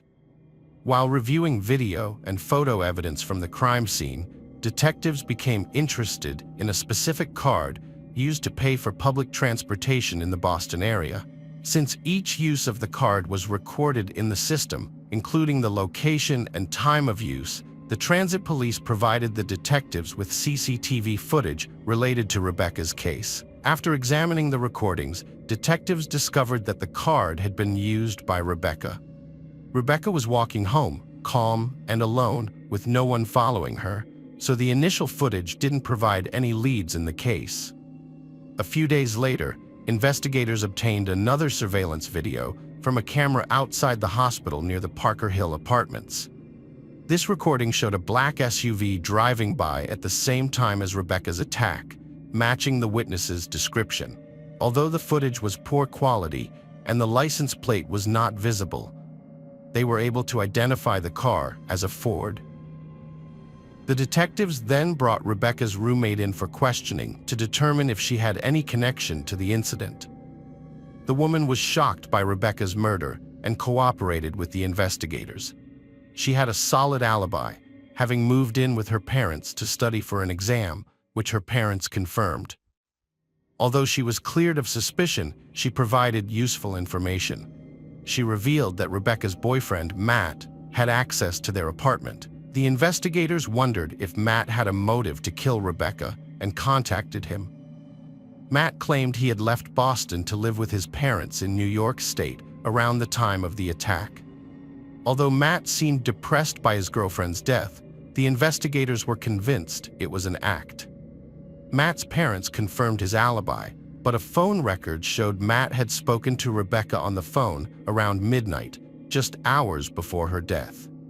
But the investigation into Rebecca's murder hit a dead end after Matt was cleared due to cell tower evidence, placing him at his parents' house in New York State at the time of the crime. Years went by with no leads, leaving Rebecca's parents without answers about their daughter's tragic death. However, a breakthrough came in 2012 when the Boston police arrested Anthony White on drug trafficking charges. With a long prison sentence looming, White offered a deal. In exchange for a reduced sentence, he would reveal crucial details about the night Rebecca died. The investigators saw this as a potential break in the long-dormant case and agreed to the deal. After discussing it with the prosecutor, White recounted that on May 20, 2008, he received a call from Cornell Smith, a fellow drug dealer and acquaintance. Smith wanted to meet up and arrived at the designated location with their mutual friend Michael Balba, who was driving a black SUV. The three of them drove to the Parker Hill Apartments, where Balba parked in a spot with a clear view of the apartments. According to White, when Cornell Smith spotted Rebecca through a third-floor window, he exclaimed, "That's her." They waited for a while, watching until the lights in Rebecca's apartment went out, indicating she had likely fallen asleep. Under the cover of darkness, Smith proceeded to climb from the first-floor balcony to the second, and finally to the third, where he entered through the open balcony door. Rebecca was not asleep, but rather lying on the couch in the living room when she encountered the intruder. She began screaming, and a brief struggle followed. Cornell Smith then fired 5 shots at her before fleeing the apartment through the front door and driving away. Investigators were skeptical of White's account, suspecting that he fabricated the story based on news reports to secure a lighter prison sentence. The officers were baffled by the motive behind the murder. Why would Cornell Smith kill Rebecca, who was unrelated to his world? But White's next statement shocked and disturbed them. According to White, Rebecca's death was a case of mistaken identity. On the first floor of the Parker Hill apartments lived two sisters who resembled Rebecca. These sisters, who were also illegal drug dealers, were Smith's rivals. In 2012, Cornell Smith was already serving a 12-year prison sentence for selling drugs, which he had been convicted of 2 years prior. Following White's testimony, Cornell Smith was also charged with Rebecca's murder, but he denied any involvement. Before Cornell Smith's court appearance, prosecutors were dealt a devastating blow. Their key witness, Anthony White, had died in prison. Without White's testimony, the case against Smith was in trouble, as there was no physical evidence linking him to Rebecca Payne's apartment. However, investigators had another lead, Michael Balba, who was in the car with White and Smith on the night of the crime. Detectives located Balba and discovered that he owned a black Ford Expedition SUV, which matched the vehicle caught on surveillance camera and the witness's description. Balba was arrested and taken into custody, but he denied any involvement in the case and requested a lawyer. Despite having no concrete evidence against him, investigators hoped that Balba's connection to the crime could still lead to justice for Rebecca. Investigators examined his court file related to drug trafficking. What they found was astonishing. Smith had written several letters to the judge presiding over his trial, and one of them implicated him in Rebecca's murder. In the letters, Smith portrayed himself as superior to others. Although some of the content was nonsensical, one letter stood out as crucial evidence. In it, Smith wrote about an altercation that had taken place in downtown Boston, which ultimately led to Rebecca Payne's tragic death at his hands, a fact he boldly admitted to, stating, "I, Cornell Allen Smith Sr., was responsible." It's unclear why these letters hadn't raised red flags earlier, especially since they were addressed to the judge. The letter proved that Cornell Smith was in Rebecca Payne's apartment at the time of her murder. The trial took place in 2015.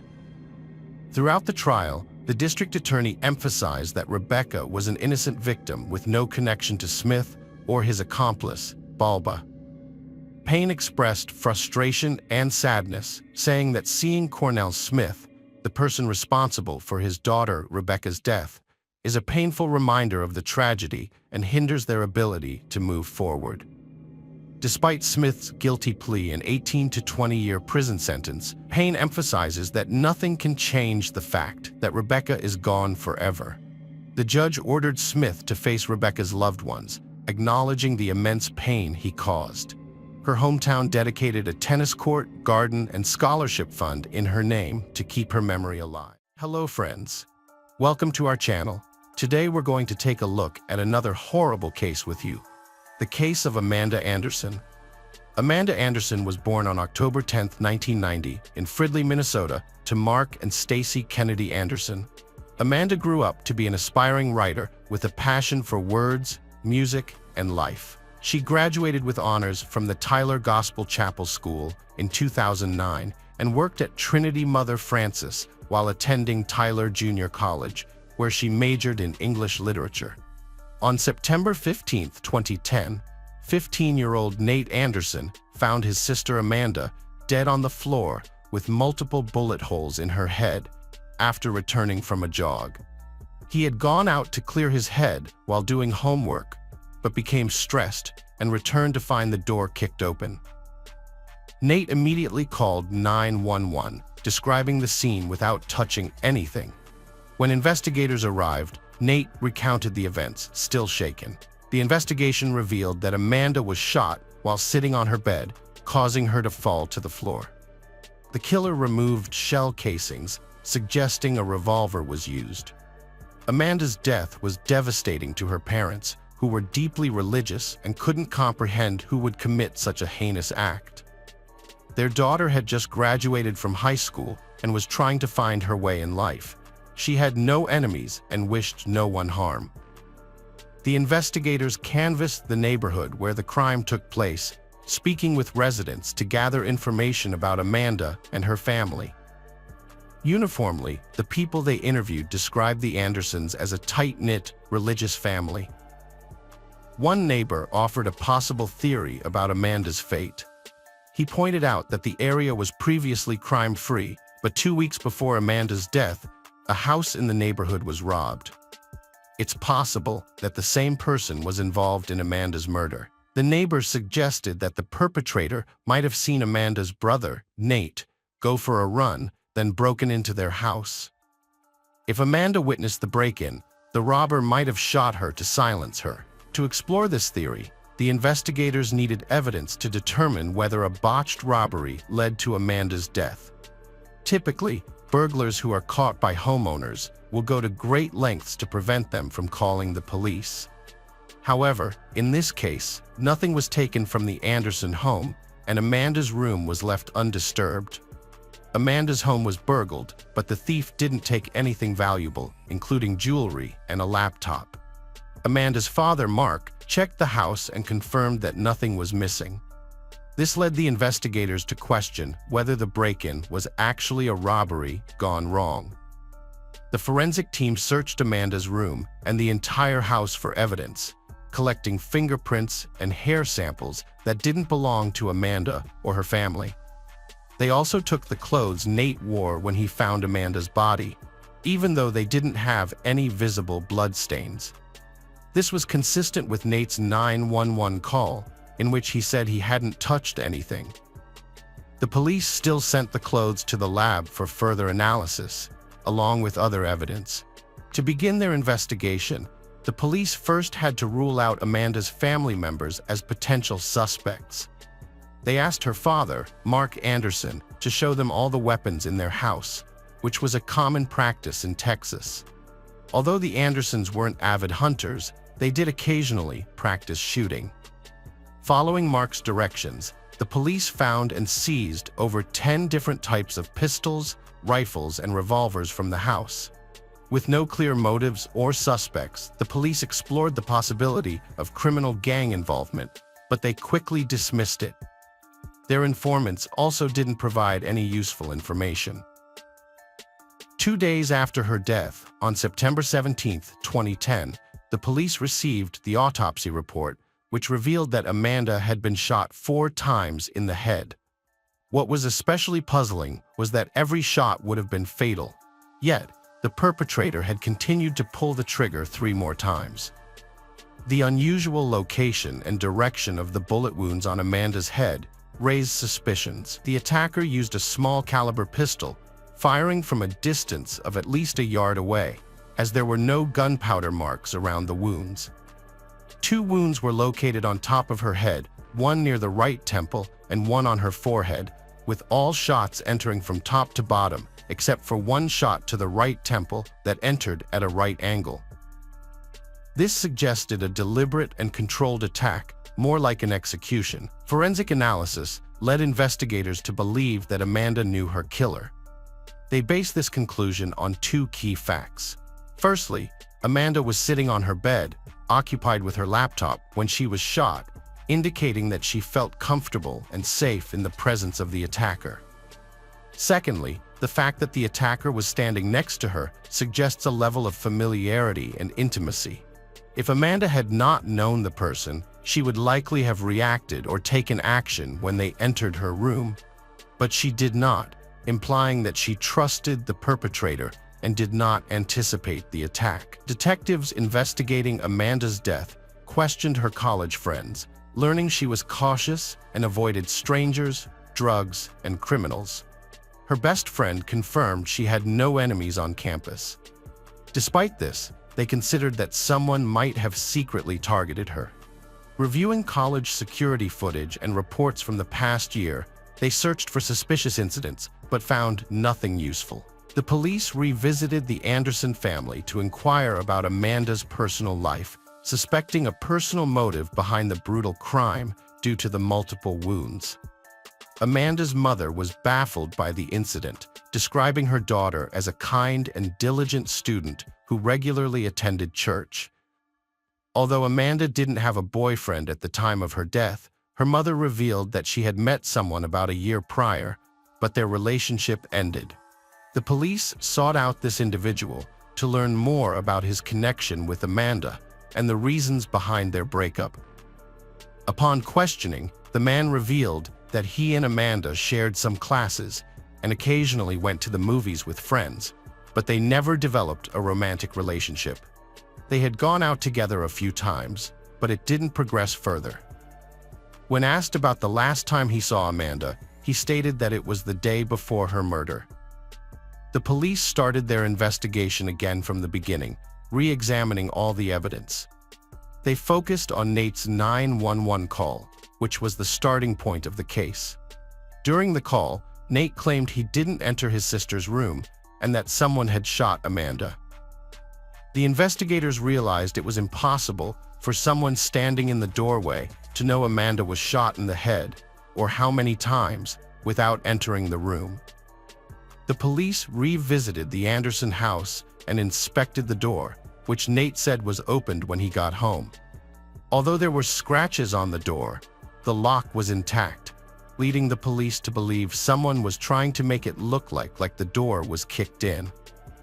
The crime lab analyzed the weapons found in the Anderson house and concluded that one of the pistols was likely the weapon used to shoot Amanda. After a thorough investigation, detectives reached a conclusion. All evidence pointed to a family member as Amanda's killer. The murder weapon, a pistol, was hidden in a secure location, suggesting the killer knew exactly where to find it. Moreover, the killer returned the gun to its hiding place after the crime. On the night of the murder, Amanda's parents had solid alibis. Her father was dining with a friend, and her mother was at work. This left only Amanda and her 15-year-old brother Nate in the house. To find answers, investigators delved deeper into the events of that evening. It turned out that Amanda's father, Mark, had called her to remind her to pick up her mother from work. 12 minutes later, Mark received a call from Nate, who was crying and claimed someone had shot Amanda. However, this call raised a disturbing question. Why did Nate call his father before calling emergency services, unless he was trying to cover his tracks after murdering his own sister? The police required solid proof before making any accusations, as they didn't want to cause further distress to Amanda and Nate's parents. To gather more information, the investigators decided to question Mark Anderson, Nate's father, without directly accusing his son of involvement. During the conversation, Nate's parents became aware that the police suspected their son. When asked about Nate's recent use of the .22 caliber pistol, Mark revealed that he had given the gun to Nate a few days before Amanda's death, and that Nate had fired it in their backyard. The officers went back to the Anderson house and found .22 caliber casings in the backyard that matched the bullets found in Amanda's body. While this was suspicious, it wasn't conclusive evidence. However, 2 weeks later, a crucial clue was found. Nate's clothes, which he wore when he claimed to have found his sister dead, were tested with luminol, revealing traces of blood. Further analysis by a national blood spatter expert suggested that Nate was either in the room when the shooting occurred or was the one who fired the fatal shots. The tests confirmed that his clothes had Amanda's blood on them. Despite this, the Anderson siblings seemed to have a loving relationship. Photos showed them being affectionate, and their parents described them as best friends who often made videos together, including one just days before Amanda's death. The police were left wondering what could have driven Nate to commit such a heinous act. On November 10, 2010, police arrested Nate Anderson at a church, suspecting him of murdering his own sister. The accusation shocked everyone who knew him, as it seemed out of character. The trial began on October 24, 2011, and was an emotionally challenge for the Anderson family. Despite the evidence presented against Nate, his family remains supportive and refuses to believe he is capable of such a crime. According to his grandmother, Dolores Anderson, Nate is a kind and innocent boy who would never harm his sister. His parents, too, are adamant that he is not responsible for Amanda's death. For his mother, Stacy Anderson, the whole ordeal has been a nightmare. She is still adjusting to the loss of her daughter and now has to cope with her son's arrest. Mark expressed his outrage and disbelief at the accusation that his son killed his sister Amanda. The brutality of the crime including the fact that Amanda was shot 4 times, has led Mark to conclude that Nate could not have committed the crime. Initially, Mark had some doubts about Nate's involvement, but once he learned about the 4 gunshots, he became convinced of his son's innocence. Mark is critical of the authorities, accusing them of ignoring evidence that exonerates Nate and instead focusing on evidence that supports their own case. He feels that they have already made up their minds about Nate's guilt, despite the fact that an expert had recommended that Nate be tried in juvenile court, not adult court. After Amanda's death, investigators found evidence in the Anderson home that shed light on the case. Prosecutors discovered that Nate's computer had a history of visits to adult websites and violent drawings. Furthermore, a text message on Amanda's phone mentioned someone should be shot, but the context indicated it was a joke about Nate not helping with chores and playfully shooting staples at Amanda. An expert testified that this evidence could be a motive for the crime. However, Nate's attorney argued that the evidence was not unusual or incriminating. Ultimately, Nate accepted a plea deal in February 2012 and pleaded guilty to a first-degree crime. He confessed to a psychologist and his parents that he had killed Amanda. In a statement, Nate and Amanda's parents shared Nate's confession. According to Mark Anderson, Nate told him that he shot Amanda with a pistol found in their home and asked for forgiveness, which he granted. Stacy, the mother, expressed the immense difficulty she experienced as a mother who loves both her children. Nate Anderson has been sentenced to 20 years in prison with the possibility of parole after 10 years. His attorney believes that agreeing to the plea deal was in Nate's best interest, as neither Nate nor his family wanted the case to go to trial. Regarding the motive behind the crime, Nate's attorneys declined to provide details, saying only that they know what happened and are choosing not to discuss it further. However, they did reveal that Nate has shown remorse for his actions, has asked for forgiveness, and has received it. The attorneys described the process of coming to terms with what happened as difficult and emotional. The authorities have determined that the incident was a hate crime, as there was no evidence of any other trauma. According to the Smith County Sheriff's Office, Nate will be eligible to apply for parole in 2 years. Hello friends, welcome to our channel. Today we're going to take a look at another horrible case with you, the case of Kira Steger. Kira Steger was born on November 19, 1982, in Des Plaines, Illinois, to parents Marcy and Jay Steger. They remembered her as a vibrant, dedicated, and kind-hearted person. At the time of her disappearance, Kira worked at 2 stores in the Mall of America, Wet Seal and Delia's. Her co-workers were not only close friends but also like family to her. Kira had a remarkable ability to recognize people's hidden strengths and had a promising future ahead of her. However, her life took a tragic turn when she mysteriously vanished on February 21, 2013. On the day she disappeared, Kira had a shift at work and was looking forward to a dinner date with her husband, Jeffrey Trevino, at a nice restaurant after her shift ended. Kira and Jeffrey had met 3 years prior and quickly fell in love, eventually getting married.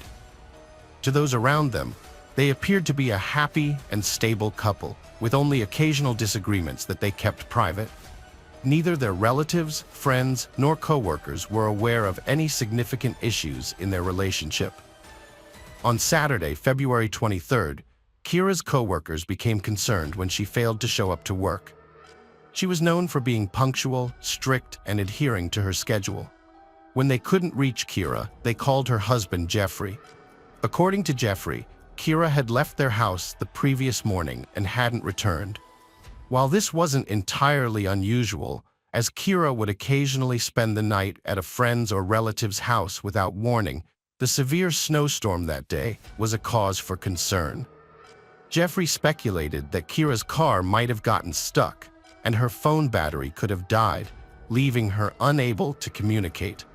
Jeffrey filed a missing persons report for his wife Kira after not hearing from her, and he also contacted her family to inform them of her disappearance.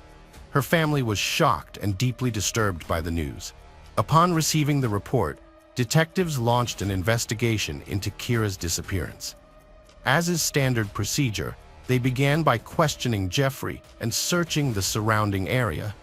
Detectives visited Jeffrey at his home to ask him about Kira's disappearance. He told them that on the previous Thursday, he and Kira had spent time together, having dinner, talking, bowling, and then leaving the mall. According to Jeffrey, they went straight home after that, where Kira planned to watch a movie.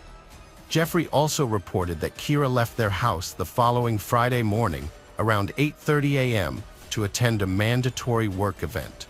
He stated that Kira was acting normally and didn't appear to be behaving strangely before she left. Jeffrey wasn't concerned about Kira's frequent disappearances, despite not knowing her whereabouts. They had minor relationship issues, but Jeffrey didn't consider them serious. When questioned, he dismissed the possibility of Kira having a lover, citing a previous conversation where she denied it. Jeffrey claimed to trust and love his wife. Investigators relayed information to patrol units and visited the Mall of America to verify Jeffrey's testimony. The Mall of America in Bloomington is one of the largest shopping malls in the world. As such, the mall is equipped with multiple security cameras.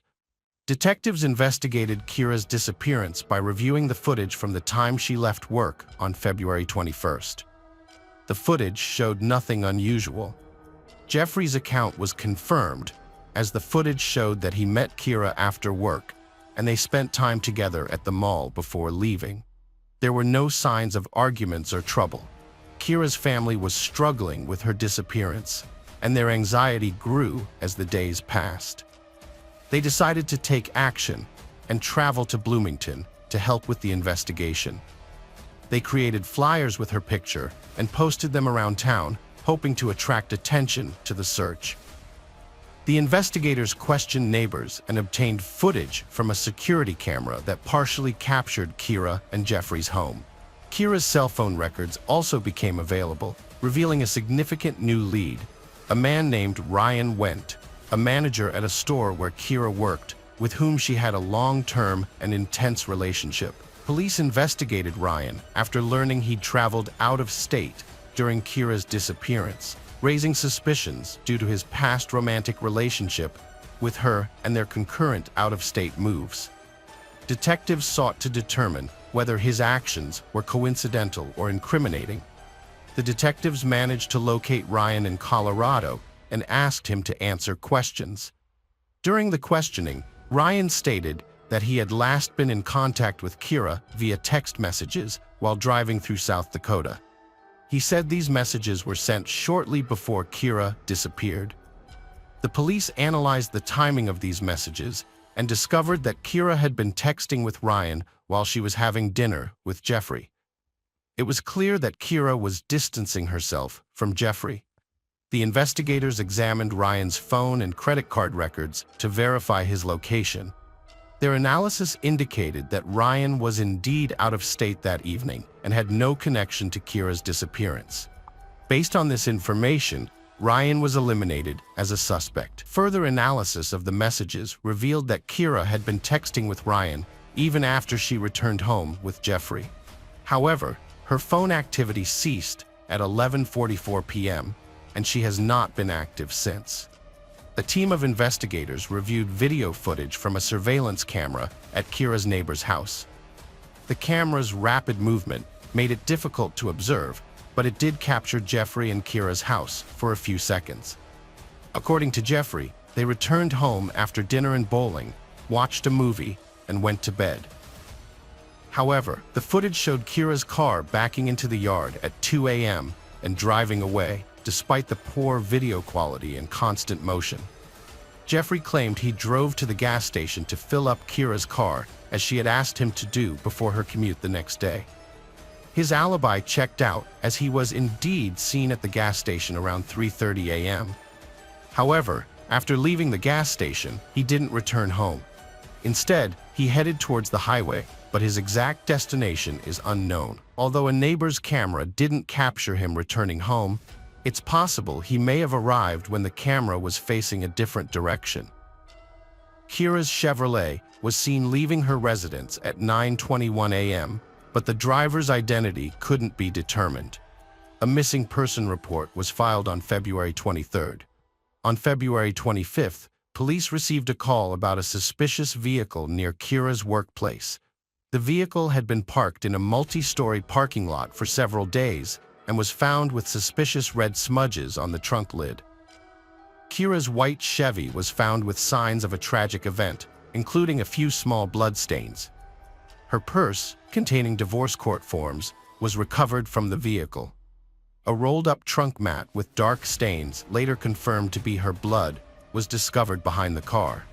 The car left the house at 9:21 a.m. and was captured on camera at the mall 20 minutes later. Unfortunately, there was no camera in the parking lot where the car was eventually found, but there was a camera that captured footage of the path leading to the car. After reviewing the footage, detectives noticed a man wearing a hoodie, which was not unusual given the cold weather, walking after the car had entered the parking lot. The man crossed the street and approached a taxi stand, where he had a brief conversation with a driver before getting into the car and driving off. The police were able to identify the taxi company and determine which car the man had ridden in by tracking the time of the interaction. Since the cabs were equipped with GPS tracking devices, the police were able to determine that the man ended his trip a block away from Kira and Jeffrey's house and paid for the ride in cash before getting out of the car. As the cab drove away from the neighborhood, it was caught on camera by the same surveillance camera that had partially captured Kira and Jeffrey's residence. 2 minutes later, a man wearing a hoodie with a distinctive white logo entered the camera's frame. Although the poor video quality made it hard to discern his face, investigators suspected that the man was likely Jeffrey, given that Kira was missing and the man with the hooded sweatshirt was seen entering Kira and Jeffrey's house. Law enforcement officers executed a search warrant and visited the house, finding numerous dark red stains in the bedroom, including nearly 100 on the mattress. After rearranging and cleaning the room, investigators used luminol to reveal additional stains on the carpet that were not visible to the naked eye. The stains, which originated in the bedroom, were confirmed to be Kira's blood, leading investigators to believe she was likely no longer alive. A search of Jeffrey's car found no blood or signs of a struggle, but a gas station receipt indicated a purchase was made with his card 1 hour and 40 minutes before Kira's car was abandoned. Detectives went to the gas station to review the security footage. The footage showed Jeffrey filling up his car and then going inside to withdraw cash from an ATM. This gave them a clear view of Jeffrey's face and revealed a logo on his jacket that matched the one seen on the man in the earlier footage. Based on this new evidence and the evidence found at the house, 39-year-old Jeffrey Trevino was arrested. He was taken to the police station for questioning and became the main suspect. Jeffrey contacted his attorney during the interrogation and was advised to remain silent. The police had enough evidence to charge him, but needed to find Kira's body to prove his guilt. After months of searching by the police, Kira's family and volunteers, a suspicious bag was found by the side of the road at Keller Lake, near Trevino's house, as the snow began to melt in late March. A bag containing a bloodied pillow, shirt, and bra was discovered, and forensic analysis revealed that the items had Kira's DNA on them. Although the search of the lake was hindered by the presence of ice, divers searched the water body, but unfortunately, no remains were found. The area around the lake was also thoroughly searched using 4 trained search dogs, but these efforts were unsuccessful.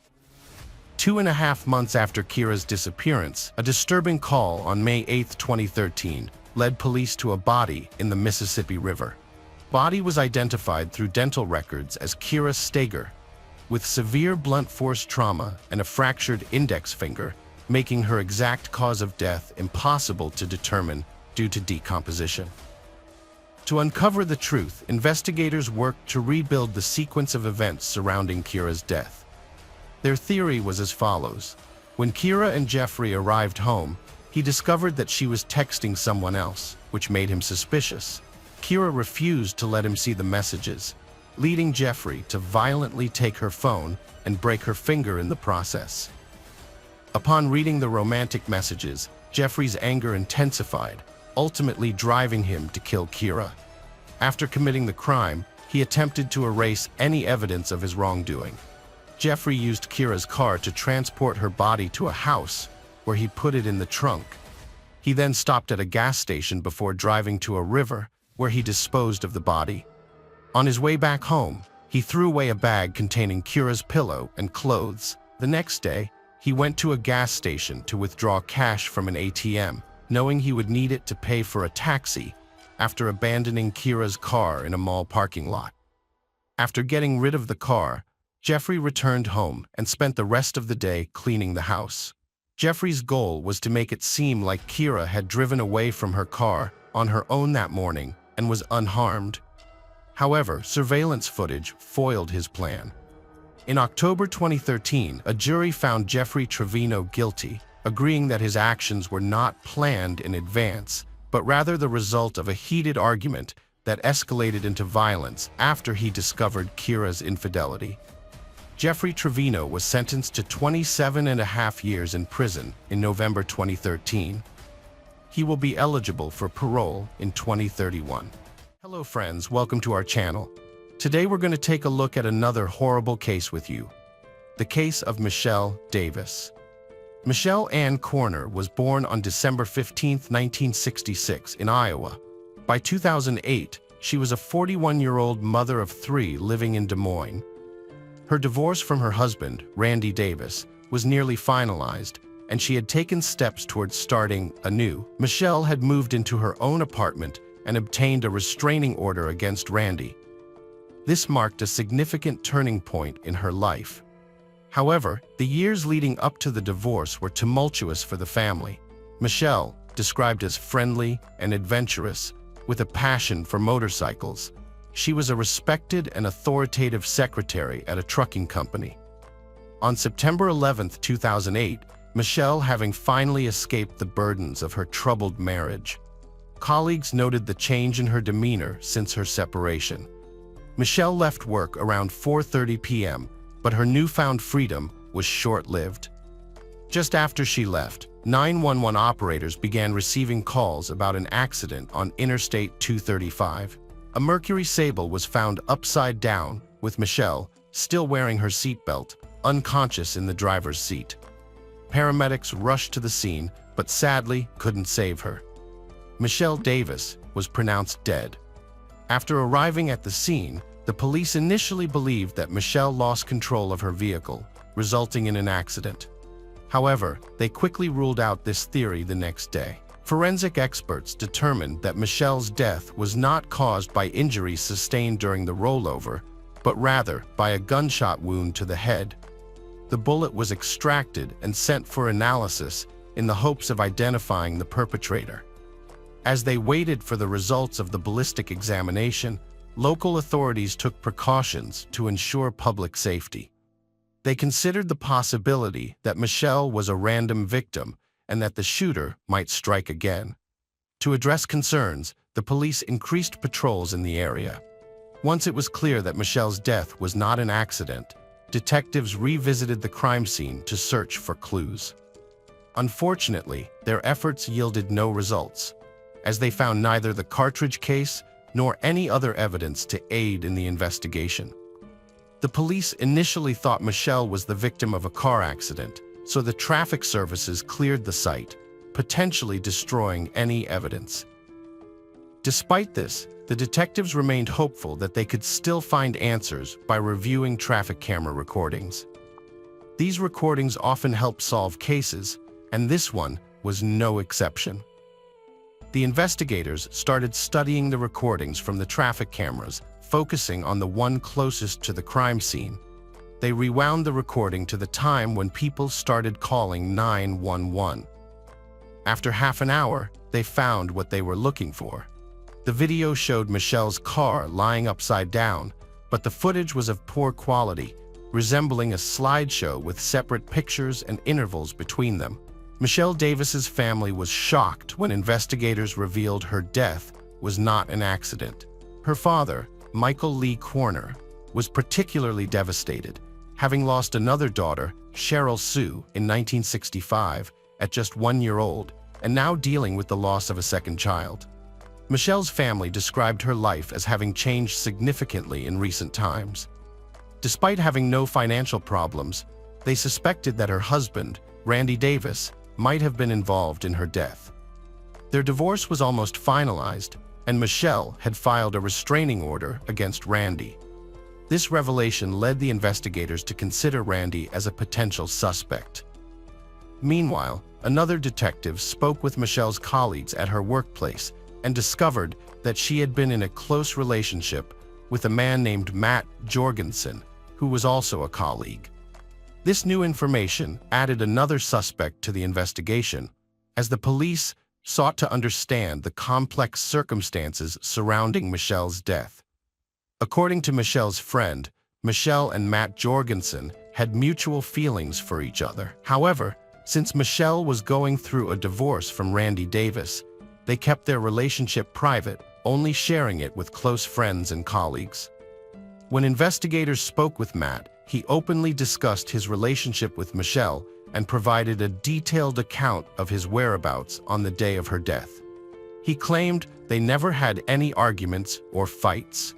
The police verified his alibi, and he was subsequently eliminated as a suspect. The ballistic examination revealed that the murder weapon was a .22 caliber rifle, and experts determined that the shot was fired at close range. Given that the crime occurred on the interstate, the police believed the shooter was likely in another vehicle that was driving alongside Michelle's car.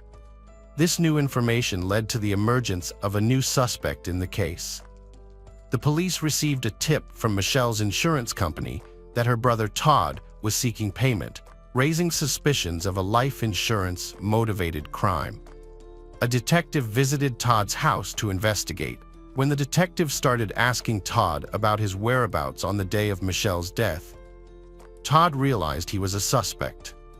He explained that he was in a different part of the city at the time of her death, and that the family was struggling financially. Todd said he had turned to the insurance company because he needed the money to pay for Michelle's funeral. The police verified Todd's alibi and found that he was not in the area where Michelle was killed. This ruled him out as a suspect, but Todd provided information that led the police to investigate another suspect, Josh. Josh was the son of Randy from a previous marriage and was an adult at the time of Michelle's death. A Marine named Josh had recently returned home from the Army when a tragic event occurred. Michelle was fatally wounded in a car incident, and the police considered Josh a suspect due to his military background. As the investigation continued, a woman reported witnessing something on Interstate 235 on the same day and time as the incident. A witness reported seeing a red Ford F-150 pickup truck driven by a white man in a baseball cap who was driving erratically, swerving between lanes, and appeared to be chasing someone.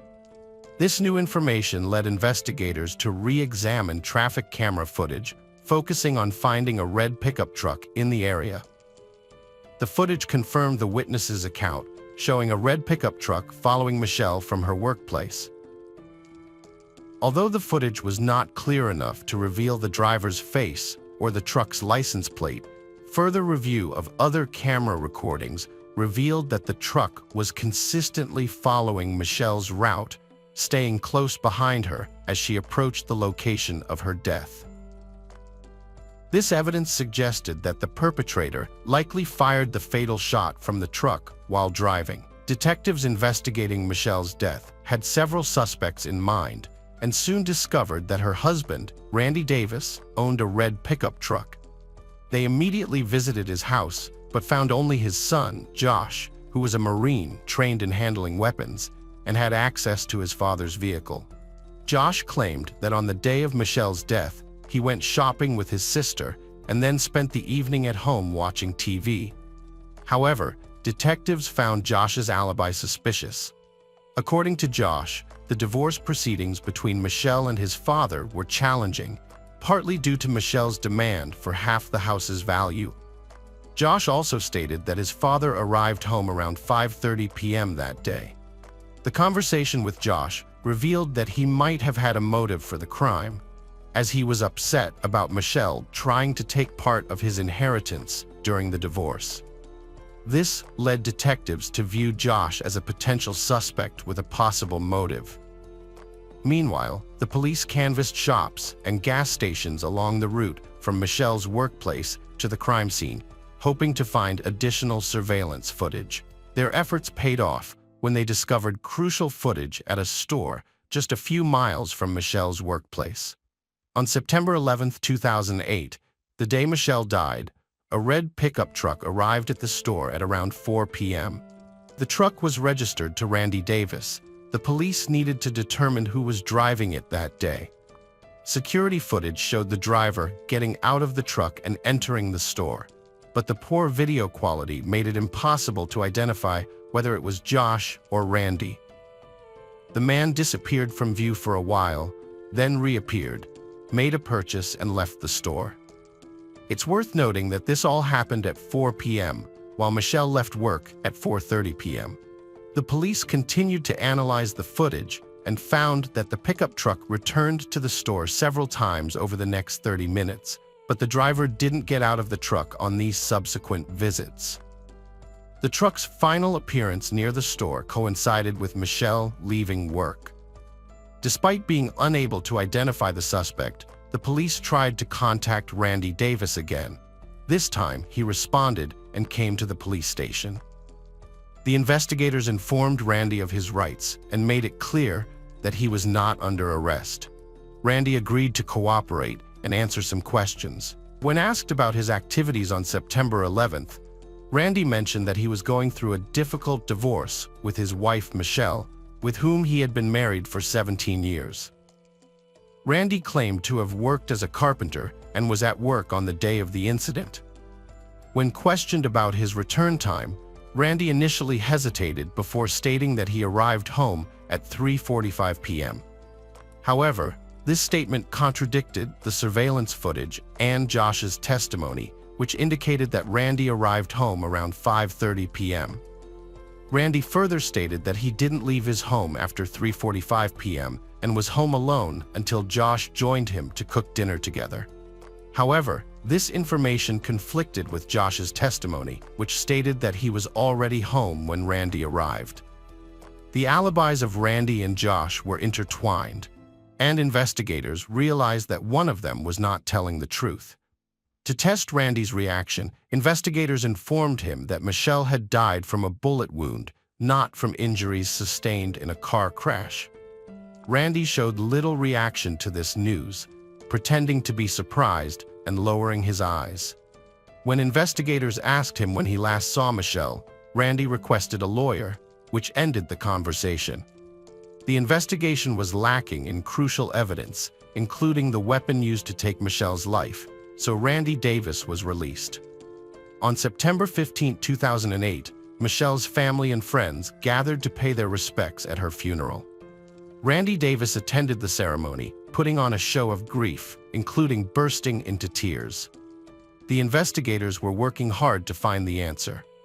Unexpectedly, Josh Davis, Randy's son, walked into the police station with his lawyer and offered to make a statement.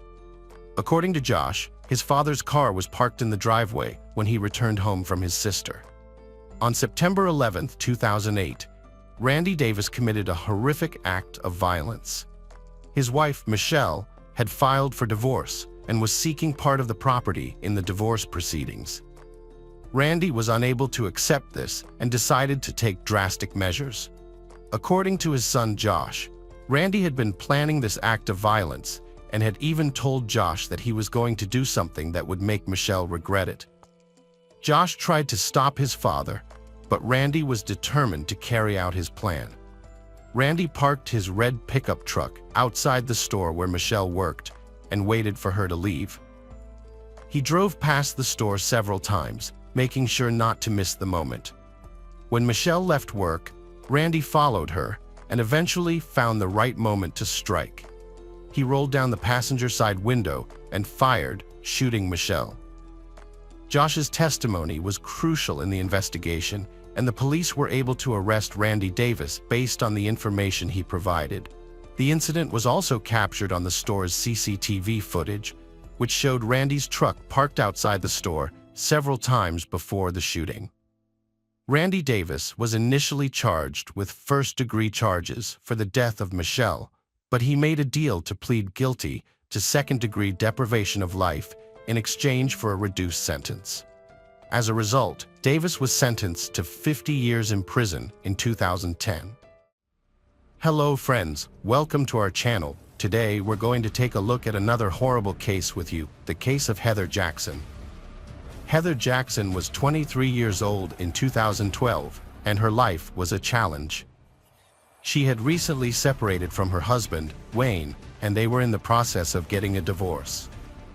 They had 2 young children, 3-year-old Selena and 1-year-old Wayne Jr. Despite the difficulties they faced as parents, Heather was determined to provide a happy life for her kids.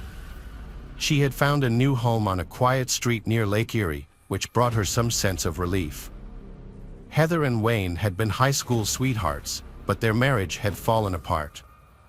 On September 8, 2012, Heather's friend Danielle Sorrell arrived at her house at 2:30 p.m. for a pre-arranged meeting. However, when Danielle knocked on the door, no one answered. She checked all the doors, but they were locked, leaving her wondering what was going on. Danielle was puzzled that Heather and her kids weren't at home despite their planned meeting. Even if Heather had changed her plans, she would have alerted Danielle. So, Danielle called Heather's mom, Jody, who was very close to her daughter and spoke with her daily. However, Jody couldn't reach Heather that day either. Danielle then contacted all of Heather's friends, but none of them knew her whereabouts. Her concern grew when she spotted Selena's pacifier on the porch. Danielle knew Heather would never leave the house without the pacifier, so something was off. Hours passed, but Heather still hadn't contacted her mom. Jody's unease called the police to request a check. The officers arrived, knocked on the door, and got no response. They circled the house, peeking through the windows, but saw nothing suspicious. Since they found no signs of forced entry or foul play, they couldn't enter the house without a warrant and left. At approximately 7:30 p.m., Heather's friends, Thomas Hansen and Dan Reiner, arrived at her house after discovering she was missing. When no one answered the front door, Reiner proceeded to the back porch, forced the door open, and entered the home. Inside, they found Heather's naked body in the bedroom and immediately called 911. Sergeant Eric Graybill, a Sandusky police officer, responded to the scene and entered the house. He discovered Heather's body lodged between the box spring and mattress in her bedroom, with a ligature around her neck. The TV was still on, but the children were nowhere to be found. Their room was empty. During their search of the house, the officers noticed a utility closet door that they had not yet checked. When Sergeant Bill opened the door, he found stacked boxes with objects behind them. Behind the boxes, he discovered the lifeless bodies of Heather's children. The police immediately secured the crime scene. The officers were deeply shaken by the discovery, having never encountered a crime of such magnitude before.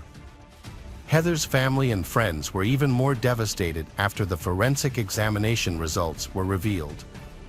According to court documents, Dr. Diana Scala Barnett, the deputy coroner for Lucas County, performed the autopsies on the 3 victims. Her findings showed that Heather Jackson's cause of death was ligature strangulation. Additionally, Dr. Barnett observed that Heather's rectum was unusually open after death, suggesting that an object was likely inserted into the area around the time of her death, causing it to remain in that state. Dr. Scala Barnett testified that both Wayne Jackson and Selena Jackson also died from ligature strangulation. She noted that Selena's underwear was rolled up, indicating that the body had been redressed. Selena also had a rectal dilation similar to her mother's, again indicating that something was in her rectum at or about the time of death. Julie Cox, a forensic scientist at the Bureau of Criminal Investigation, testified that there was seminal fluid on the anal swabs obtained from Selena Jackson. Cox also noticed a stain in Selena Jackson's underwear, so she cut a small portion of that stained area for testing and determined that it contained a sperm cell. The police were determined to quickly catch the monster responsible for the crime. Since Heather's house was located next to Firelands Regional Medical Center, investigators obtained footage from the building's surveillance cameras, which they hoped would lead them to the perpetrator. Reviewing the CCTV footage, they identified a car that drove up to Heather's house at 10:57 p.m.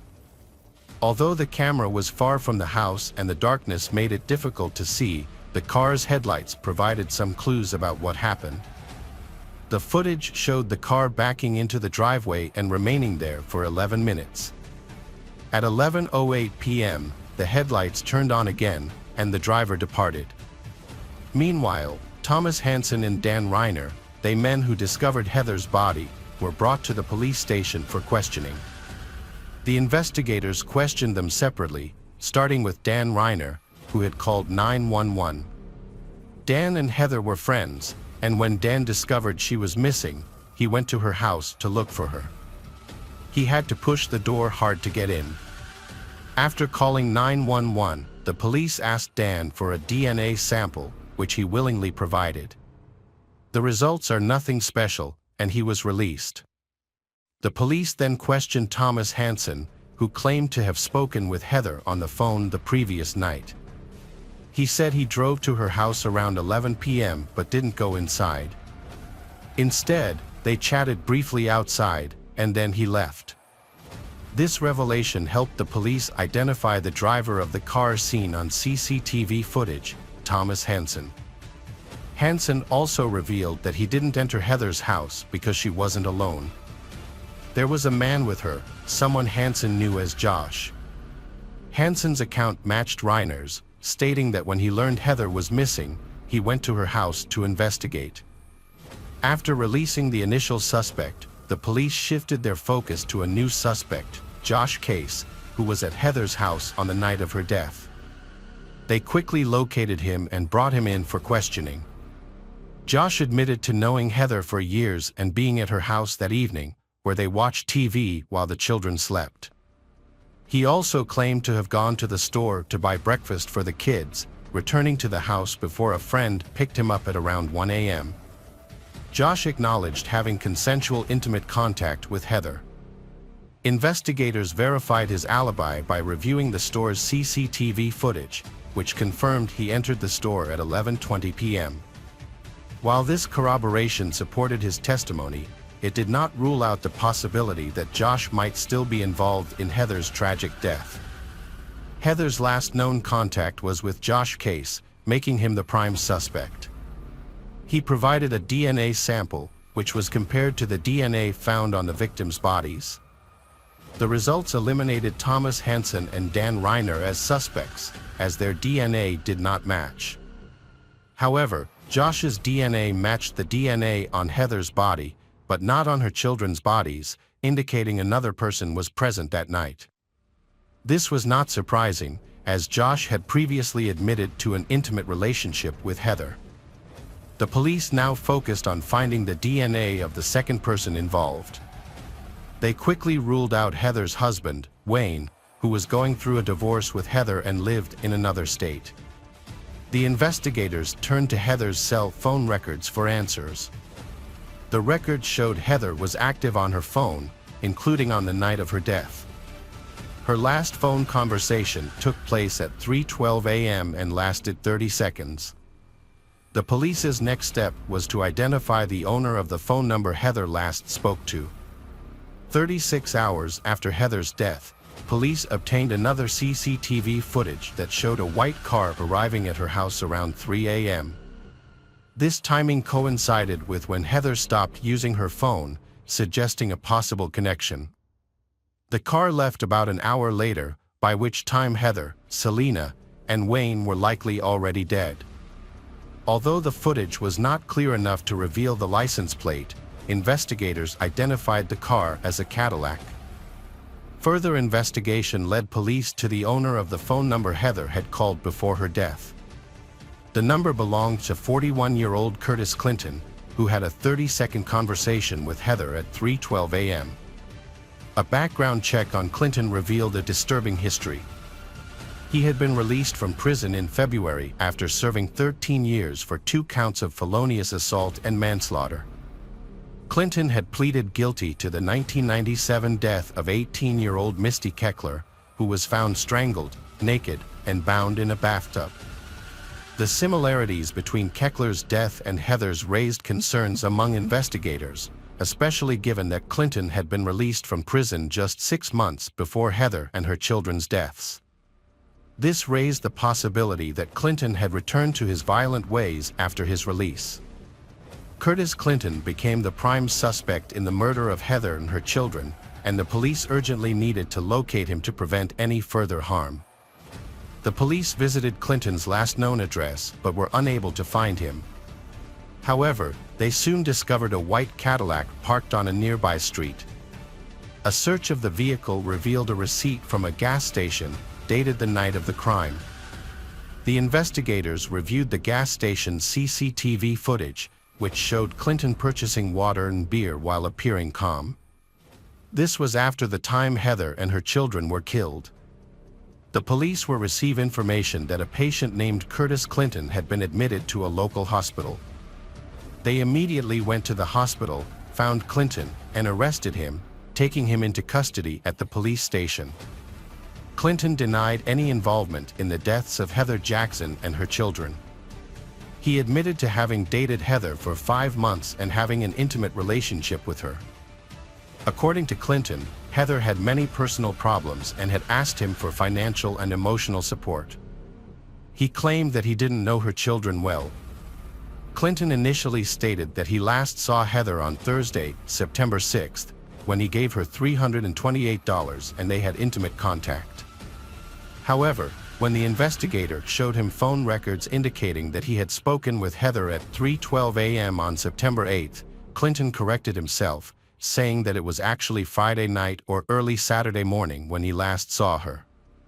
Clinton claimed that he didn't stay long at Heather House, dropping off the money and then leaving after their intimate encounter. He couldn't recall what time he arrived home. Clinton suggested that someone else must have gone to Heather's house after he left, as Heather had mentioned receiving an irritating call or text while he was with her.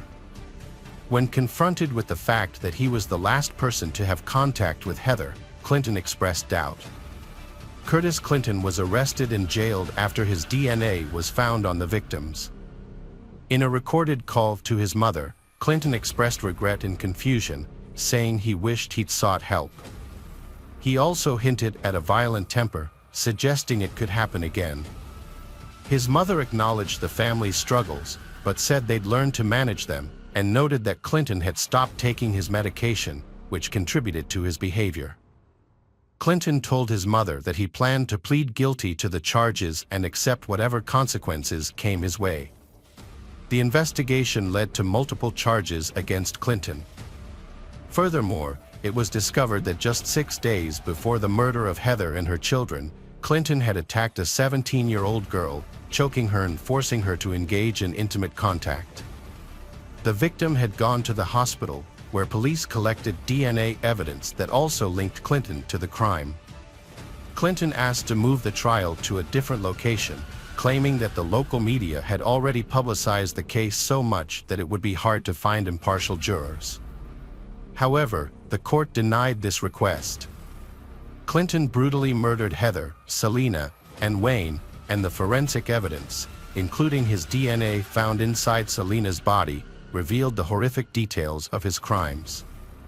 Despite facing the death penalty, Clinton did everything he could to avoid it.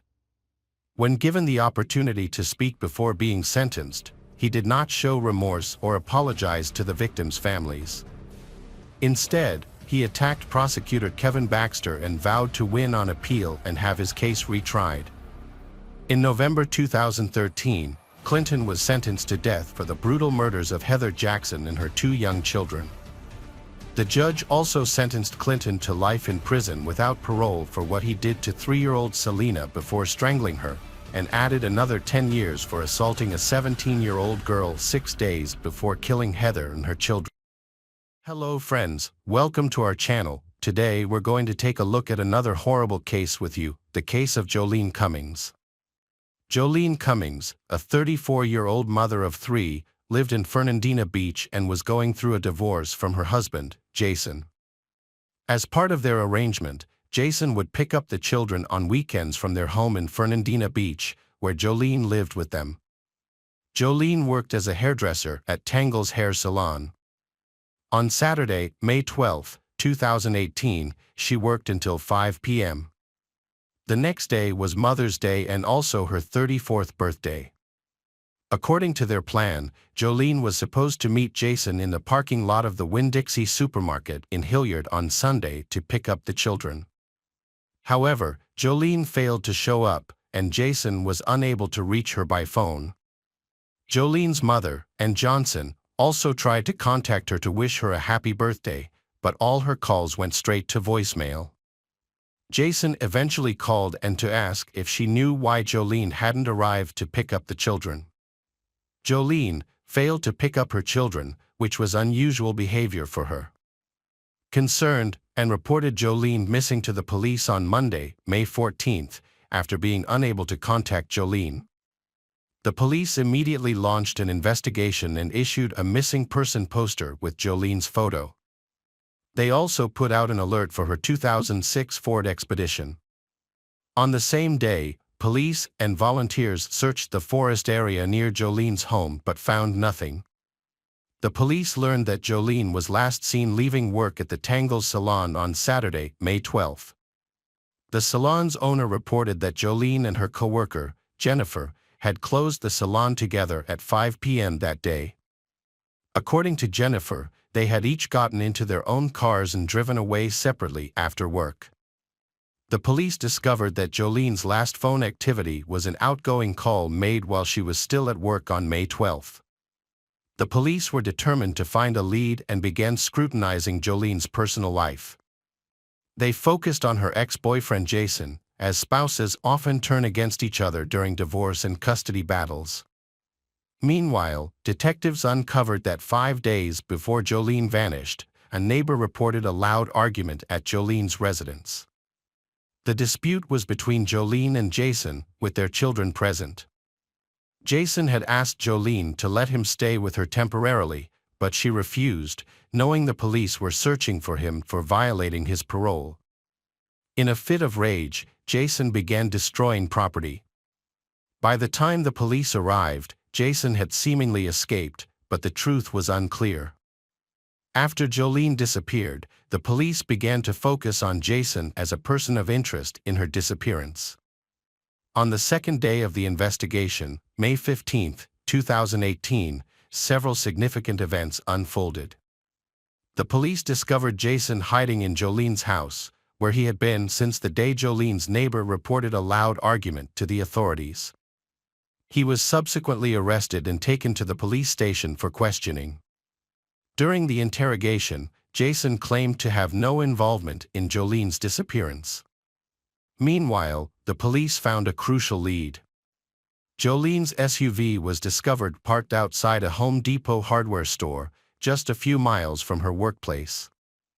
The vehicle showed no signs of damage or struggle. After a 2-day break, Jolene's salon reopened on May 15. At 10 a.m., the police visited the salon to speak with Jennifer Sibbert, the last person to see Jolene before the weekend. However, Jennifer didn't show up for work, claiming she had an urgent matter to attend to in another city. Thanks to CCTV footage, investigators made a breakthrough in Jolene's disappearance. The footage revealed Jolene's car entering the parking lot of a hardware store, where it was later found by the police. Notably, Jennifer had claimed that she and Jolene closed the salon together at 5 p.m. on May 12, but the CCTV footage showed Jolene's car arriving at the hardware store at 1:17 a.m. on May 13, a gap of 8 hours and 17 minutes. At a press conference, Sheriff Bill Leeper explained that the CCTV footage showed Jolene's car parking at 1:17 a.m. on Sunday. The video showed the driver waiting for a few minutes before getting out. But instead of seeing Jolene exit the car, the footage surprisingly showed Jennifer Sibert, the same hairdresser who claimed to be the last person to see Jolene. After leaving Jolene's car, Jennifer went to the gas station across the street. The gas station footage shows Jennifer entering the store, where she purchased a bottle of water and requested that an employee call her a taxi. The taxi was later confirmed to have taken her to her workplace, a salon. According to the gas station employee, Jennifer appeared to be annoyed and had visible, fresh abrasions on her face. As a result, Jennifer Sibert became the primary suspect in the investigation, and the police began searching for her. However, the address she had provided on her job application was found to be fake. Despite her attempts to hide, Jennifer was eventually found.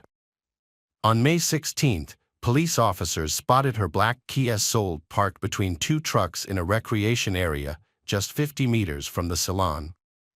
Upon approaching the vehicle, the officers discovered Jennifer sleeping inside.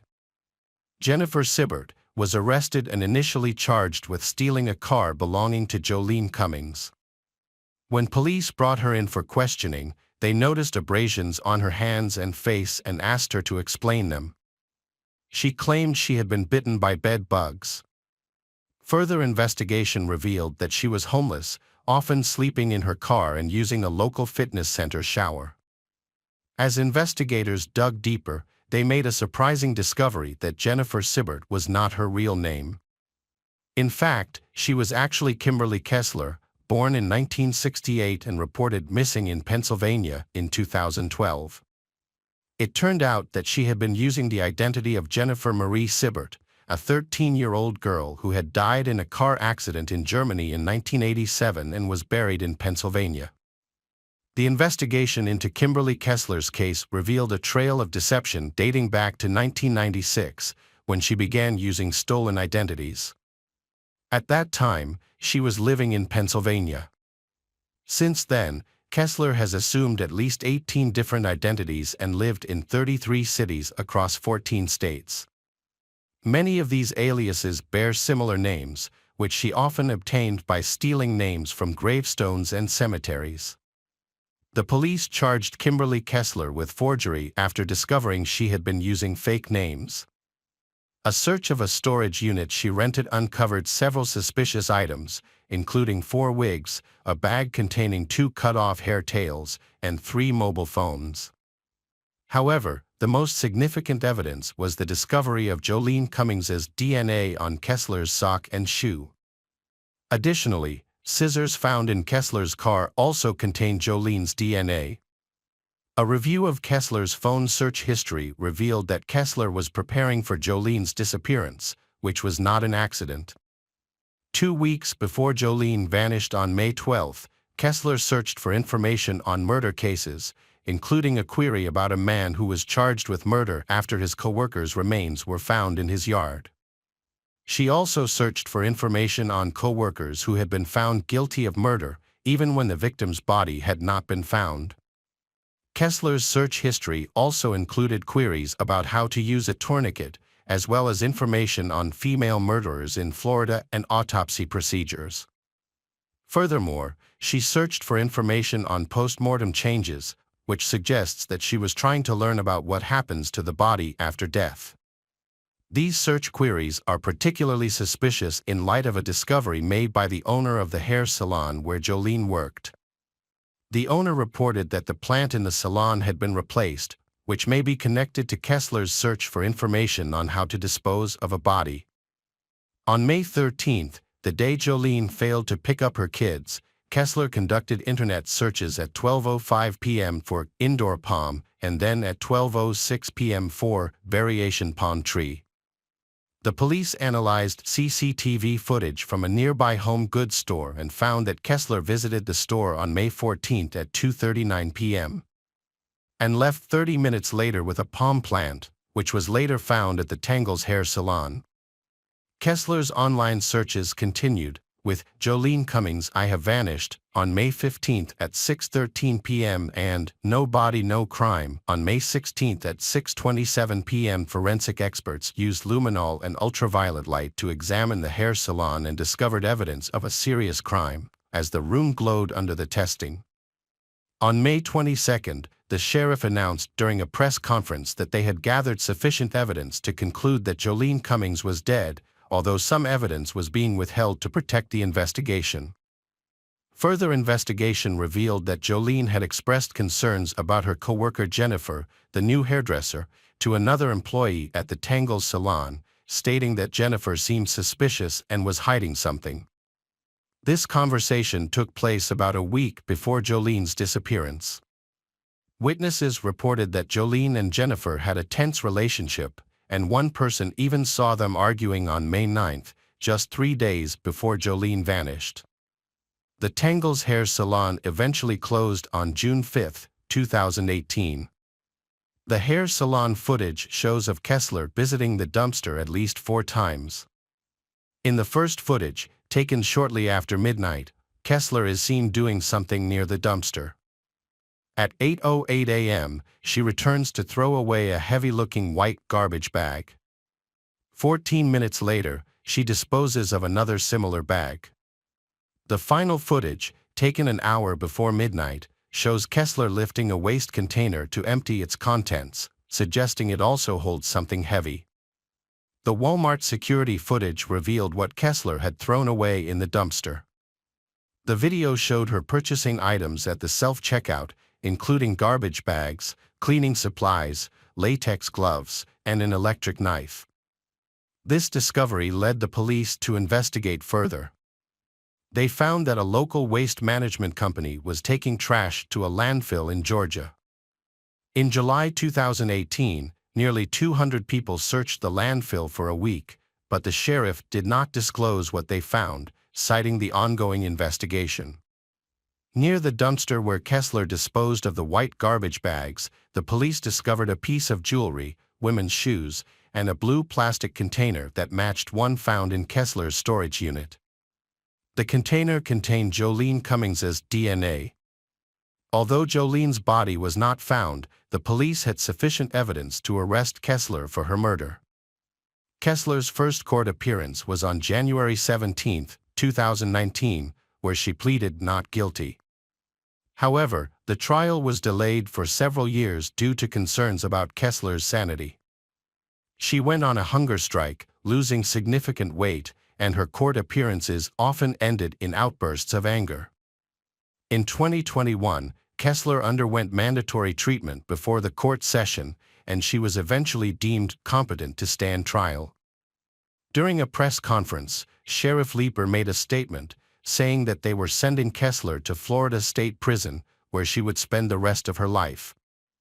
Sadly, Jolene Cummings's body has never been recovered or found. Hello friends, welcome to our channel. Today we're going to take a look at another horrible case with you, the case of Diane Holick.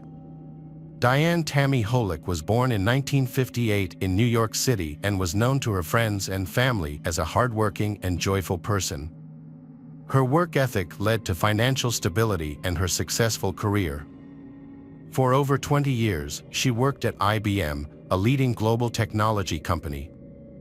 In 1996, she relocated to Austin, Texas, where she held a senior position that allowed her to work remotely from her home office.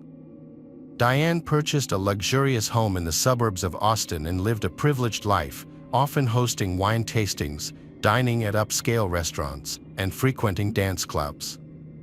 She was also involved in charity work and made efforts to improve her personal life. However, her life took a turn in mid-November 2001 when a severe storm warning was issued for Texas, bringing heavy rain and tornadoes to the Austin area. As a result, Diane worked from home on the morning of November 16th, but suddenly became unresponsive during a scheduled work call. Diane had multiple phones, but she wasn't answering any of them. Her co-workers left messages asking her to call back, but when she didn't respond, they grew concerned. They contacted the police department and requested that someone check on Diane at her home. When the officers arrived, Diane's neighbor offered a spare key, allowing the police to enter the house. Inside, they found an eerie silence, broken only by the sound of dogs emerging from the kitchen. As the police searched the house, they found Diane's body in the bedroom on the second floor. The detectives were called to the scene, and they were struck by the unusual cleanliness of the crime scene. There were no signs of theft, struggle, or forced entry. Diane's body was fully dressed and lying next to her bed. The detectives quickly realized that they were dealing with a crime. The investigation revealed distinct strangulation marks on Diane's neck, likely caused by a rope or similar object.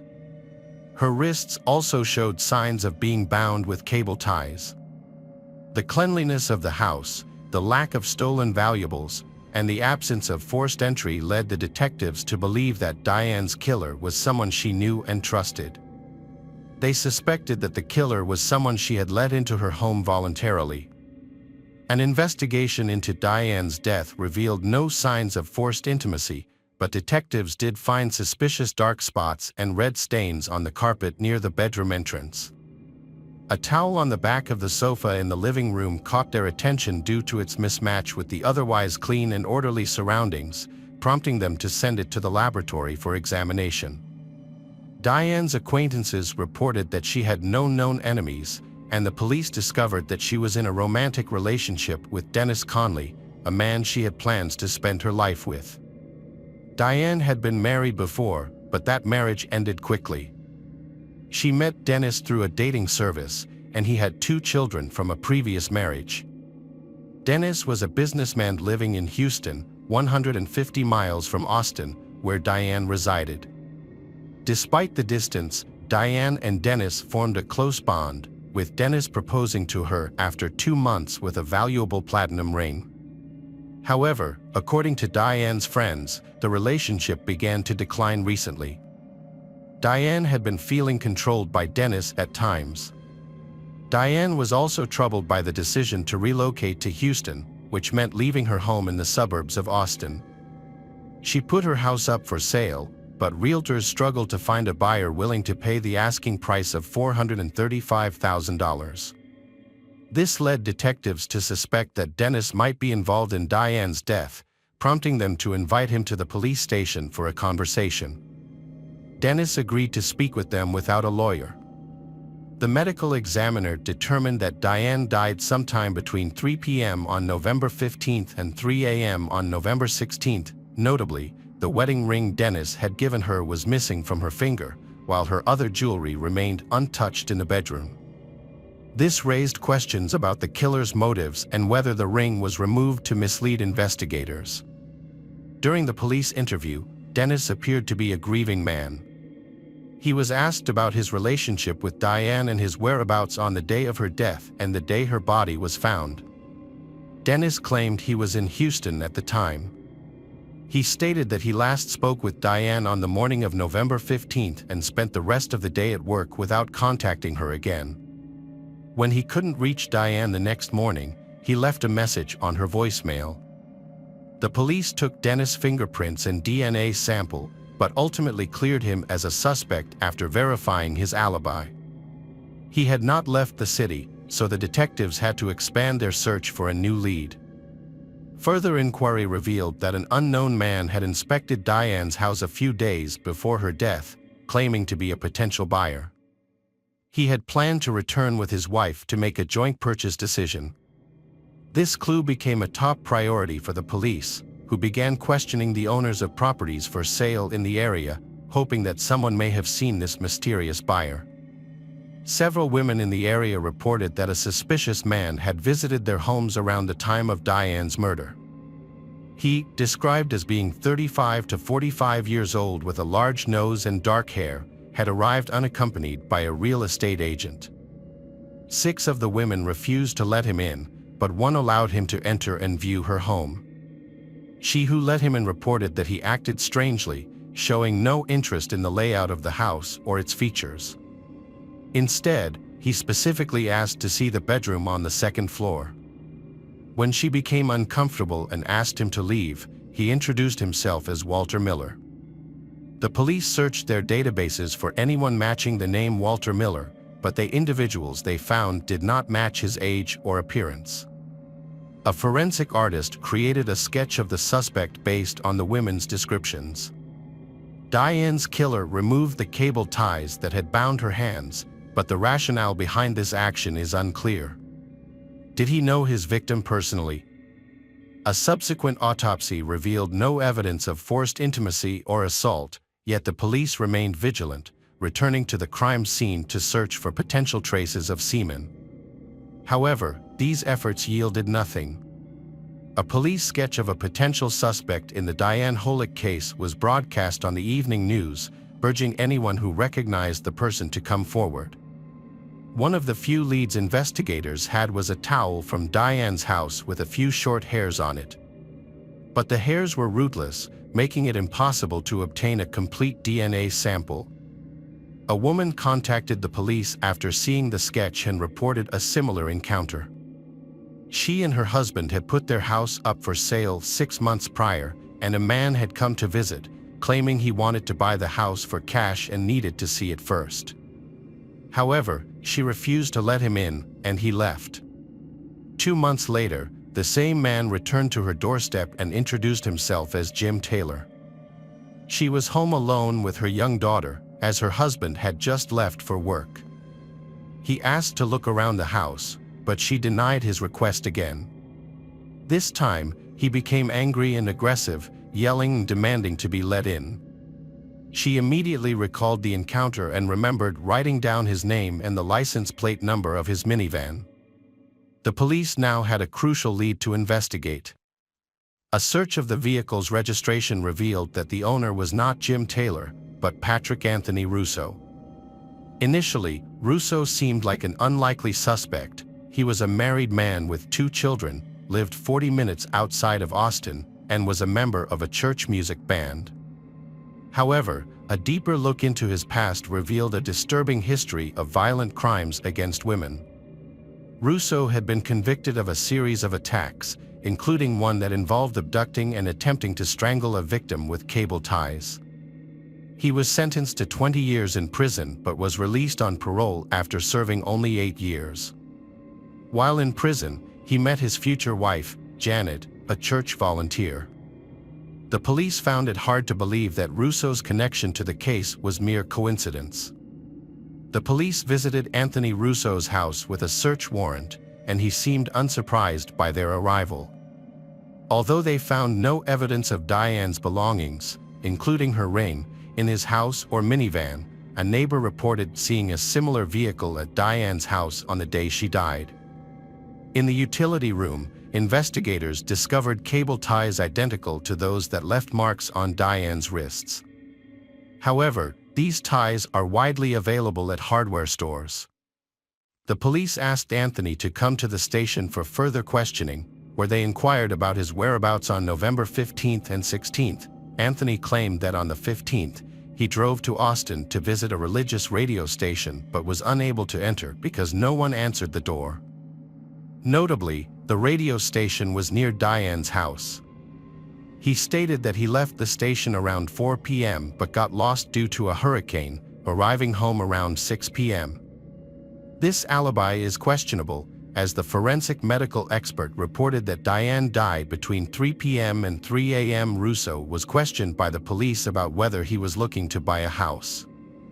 He claimed he had not inquired about any properties for buy, which would later prove to be an important statement. When shown a photo of Diane, Russo remained impassive and denied having met her. With no evidence connecting him to the crime, the police had no choice but to release him. However, when detectives investigated further by visiting a radio station Russo had mentioned, they discovered that his previous statement was a fabrication. The employees at a local business explained that they didn't lock the doors during a tornado warning because a large crowd had gathered in the lobby. Meanwhile, a woman who was selling her house contacted the police after encountering a man who resembled the suspect in a recent crime. She had been at home with her child when he came to her door, claiming to be interested in buying a house. He was holding a pamphlet with real estate listings, including her own home. She allowed he into her home, but when she showed him a bedroom, he attempted to attack her.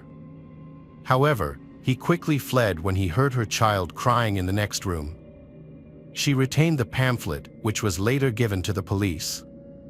They found a clear fingerprint on the pamphlet, which belonged to Anthony Russo.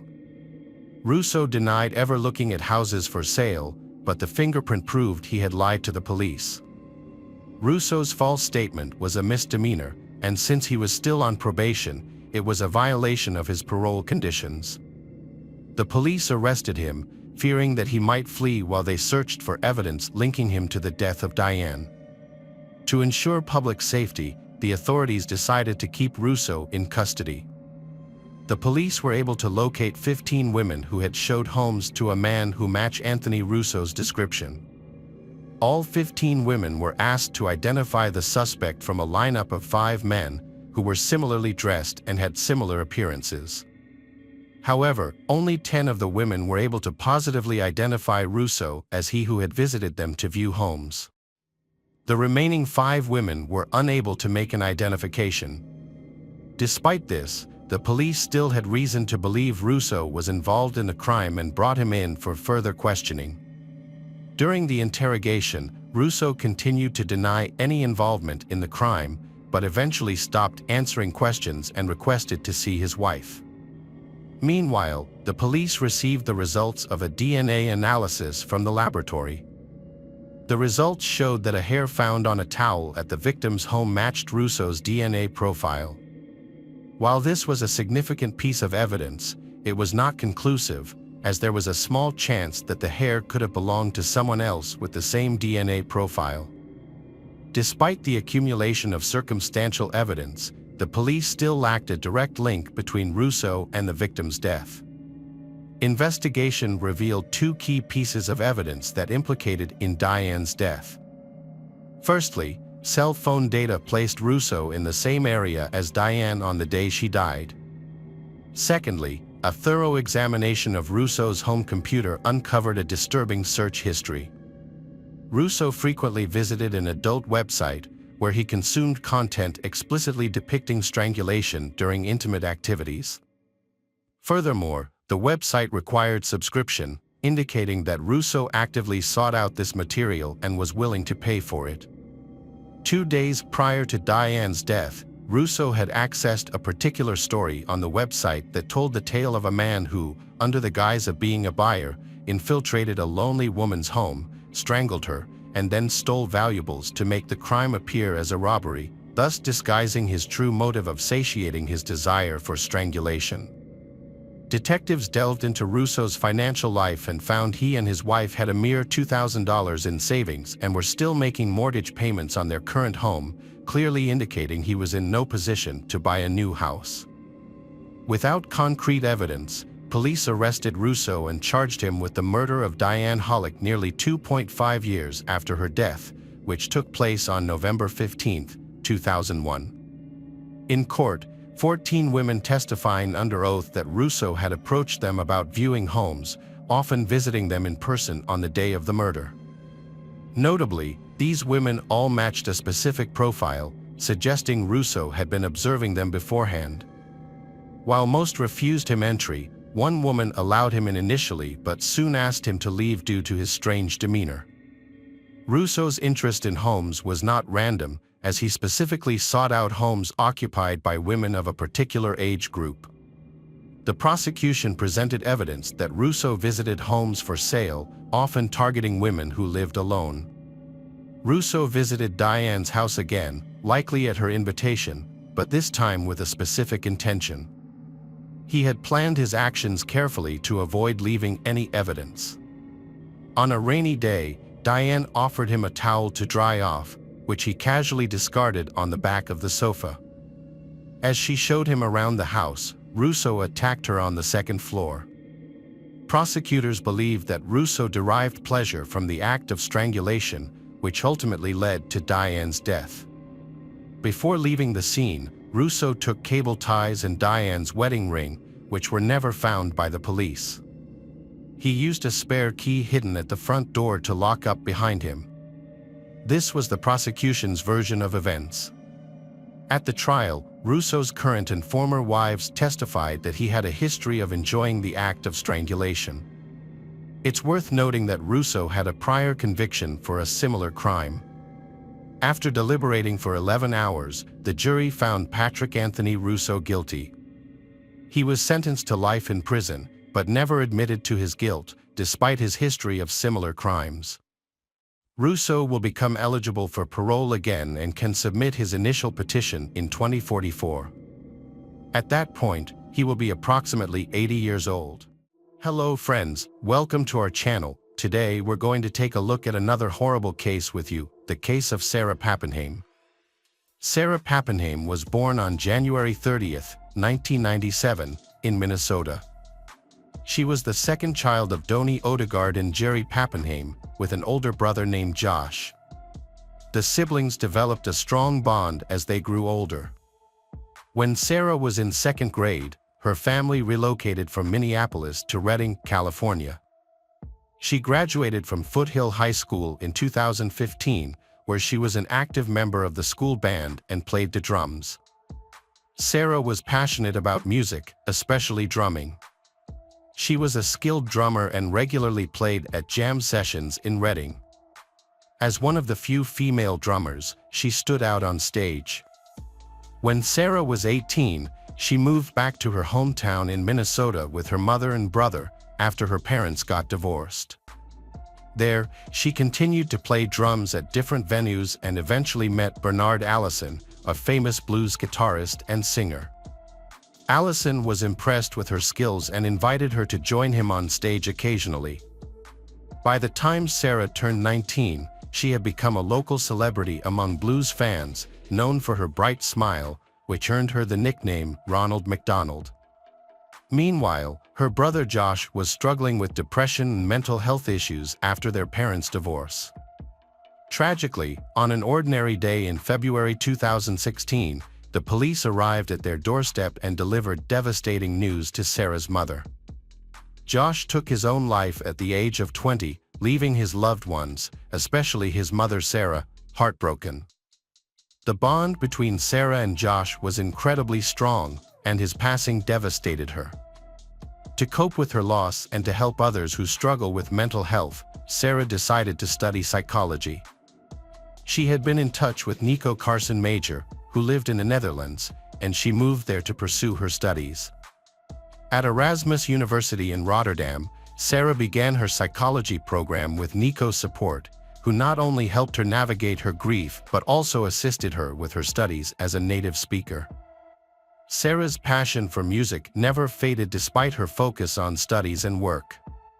She stayed in touch with Bernard Allison, a musician she had performed with, and shared her dream of buying a drum kit. In January 2017, Bernard's band toured Europe, and on Sarah's 20th birthday, January 30th, she attended Bernard's concert in Germany with Nico. Bernard spotted her in the audience, invited her on stage, and let her play the drums with them, just like old times. Sarah lived on the third floor of an apartment complex near the university in Rotterdam. As 2018 drew to a close, she planned to spend Christmas in the United States and booked a flight for a week before New Year's Eve. However, on December 12th, her life took a devastating turn. When a police officer appeared at her doorstep, just like in 2016 when her son had passed away, Sarah's legs began to shake. She instinctively knew what the officer was about to tell her, but couldn't bear the thought of losing another loved one. When the officer informed Sarah's mother that her daughter had passed away, she was overcome with grief and lost consciousness. This devastating news came just a year after the loss of her son, who had died at the age of 20. Sarah was only 21 years old. Sarah lived in a student complex on the third floor, where she rented an apartment with her roommate, Joel Schelling. Joel was also a musician, and music was the common interest that brought them together. Unlike Sarah, who was outgoing and always smiling, Joel was more reserved and had a temper. Despite their occasional quarrels, Sarah remained a supportive friend to Joel, often calming him down when he became angry. However, the situation took a turn for the worse over time. Just 6 days before her death, Sarah confided in her friend Adam Pryor that she was afraid of Joel, who had threatened to harm 3 people he disliked. Sarah knew she had to go to the police. Just a couple of days before her death, she had spoken to her mother on the phone about her concerns. Sarah's roommate, Joel, was behaving in a way that was increasingly bothering her. Her mother advised her to find a new place to live as soon as possible and to avoid Joel until she could move out. On December 12, 2018, at 12:20 p.m., the police received a call from Sarah and Joel's next-door neighbors, who reported hearing a loud fight and then Sarah screaming. When the police arrived, they found Sarah lying on the floor with multiple stab wounds. Despite attempts to revive her, Sarah died from her injuries. The police immediately began searching for Joel, who was nowhere to be found. Neighbors reported that he had left the apartment in a hurry, taking a large double bass with him. This distinctive instrument became a key detail in the police's description of Joel. Less than 2 hours after the crime, 23-year-old Joel Schelling was arrested at Eindhoven train station, about 60 miles from Rotterdam. He was on his way to visit his parents, who lived in Eindhoven. After Joel was arrested, he made a shocking confession to his mother while on the train. He told her that he had taken Sarah's life. The judge subsequently placed Joel under arrest for 14 days to undergo a psychiatric evaluation. Meanwhile, forensic experts conducting the autopsy on Sarah's body found 27 stab wounds, with several of them on her neck, abdomen, and back. 2 days after Sarah passed away, her mother, Doni Odegaard, traveled to the Netherlands to arrange for her daughter's body to be returned home. However, this required raising $40,000, a task that was made possible by the generosity of strangers who cared for the family. Upon learning of Joel's arrest, Doni Odegaard inquired if her daughter had contacted the police. Sarah had instead reached out to social workers, who visited Joel and found him calm. However, the next day, Sarah again contacted social services due to Joel's erratic behavior, including hitting himself with a hammer and threatening to harm multiple people. The case against Schelling began in March 2019. Schelling was accused of causing Sarah Pappenheim's death and admitted his guilt. However, he claimed he did not remember the actual act of taking her life. According to Schelling, he recalled fighting with Sarah, but his next memory was of being in the shower, cleaning himself. Sarah's mother, Doni Odegaard, attended each hearing, relying on an interpreter to understand the proceedings. During the trial, Schelling stated that he suffered from delirium and heard voices in his head. However, when asked if these voices had instructed him to fight with Sarah, Schelling said he did not know and could not recall. He also could not remember the cause of their fight. Prior to the verdict, experts testified that Schelling suffered from multiple disorders and required long-term treatment. Despite this, they concluded that Schelling was responsible for Sarah's death. The verdict was announced in December 2019.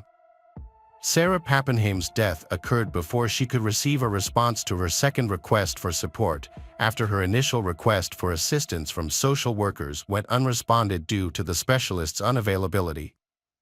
The medics concluded that Schelling was aware of the initial fight and scuffle with Sarah and had the opportunity to either stop the altercation or grab the knife. By choosing the latter, he should be held accountable for his actions.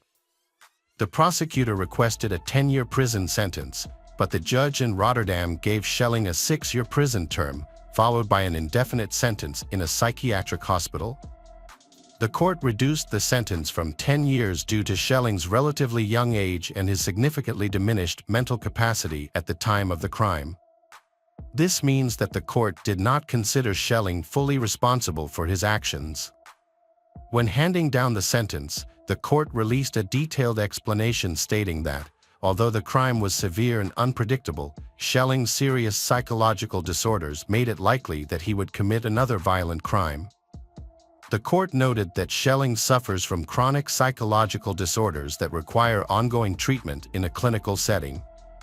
The court viewed psychiatric detention as a punitive measure for Schelling, who has expressed a willingness to undergo treatment for depression and other disorders. The court has ruled that Schelling will remain in treatment until it determines he is well enough to be released. The court will review his status every 2 years. Additionally, Schelling has been ordered to pay €68,700 in compensation to Sarah's family. Doni Odegaard is outraged by the sentence, believing it is too lenient. She thinks Schelling should have received a minimum sentence of 10 years in prison. In her opinion, Schelling would have faced a much harsher sentence in the US, such as life imprisonment or the death penalty, which would have prevented him from committing a similar crime in the future. She is also concerned that Schelling may be eligible for parole in as little as 4 years and vowed to do everything in her power to keep him behind bars. An investigation was also conducted into the social workers who had interacted with Sarah. The investigation concluded that the social workers could not be held accountable for failing to identify Schelling's disorders because they did not possess the necessary expertise to make such a diagnosis.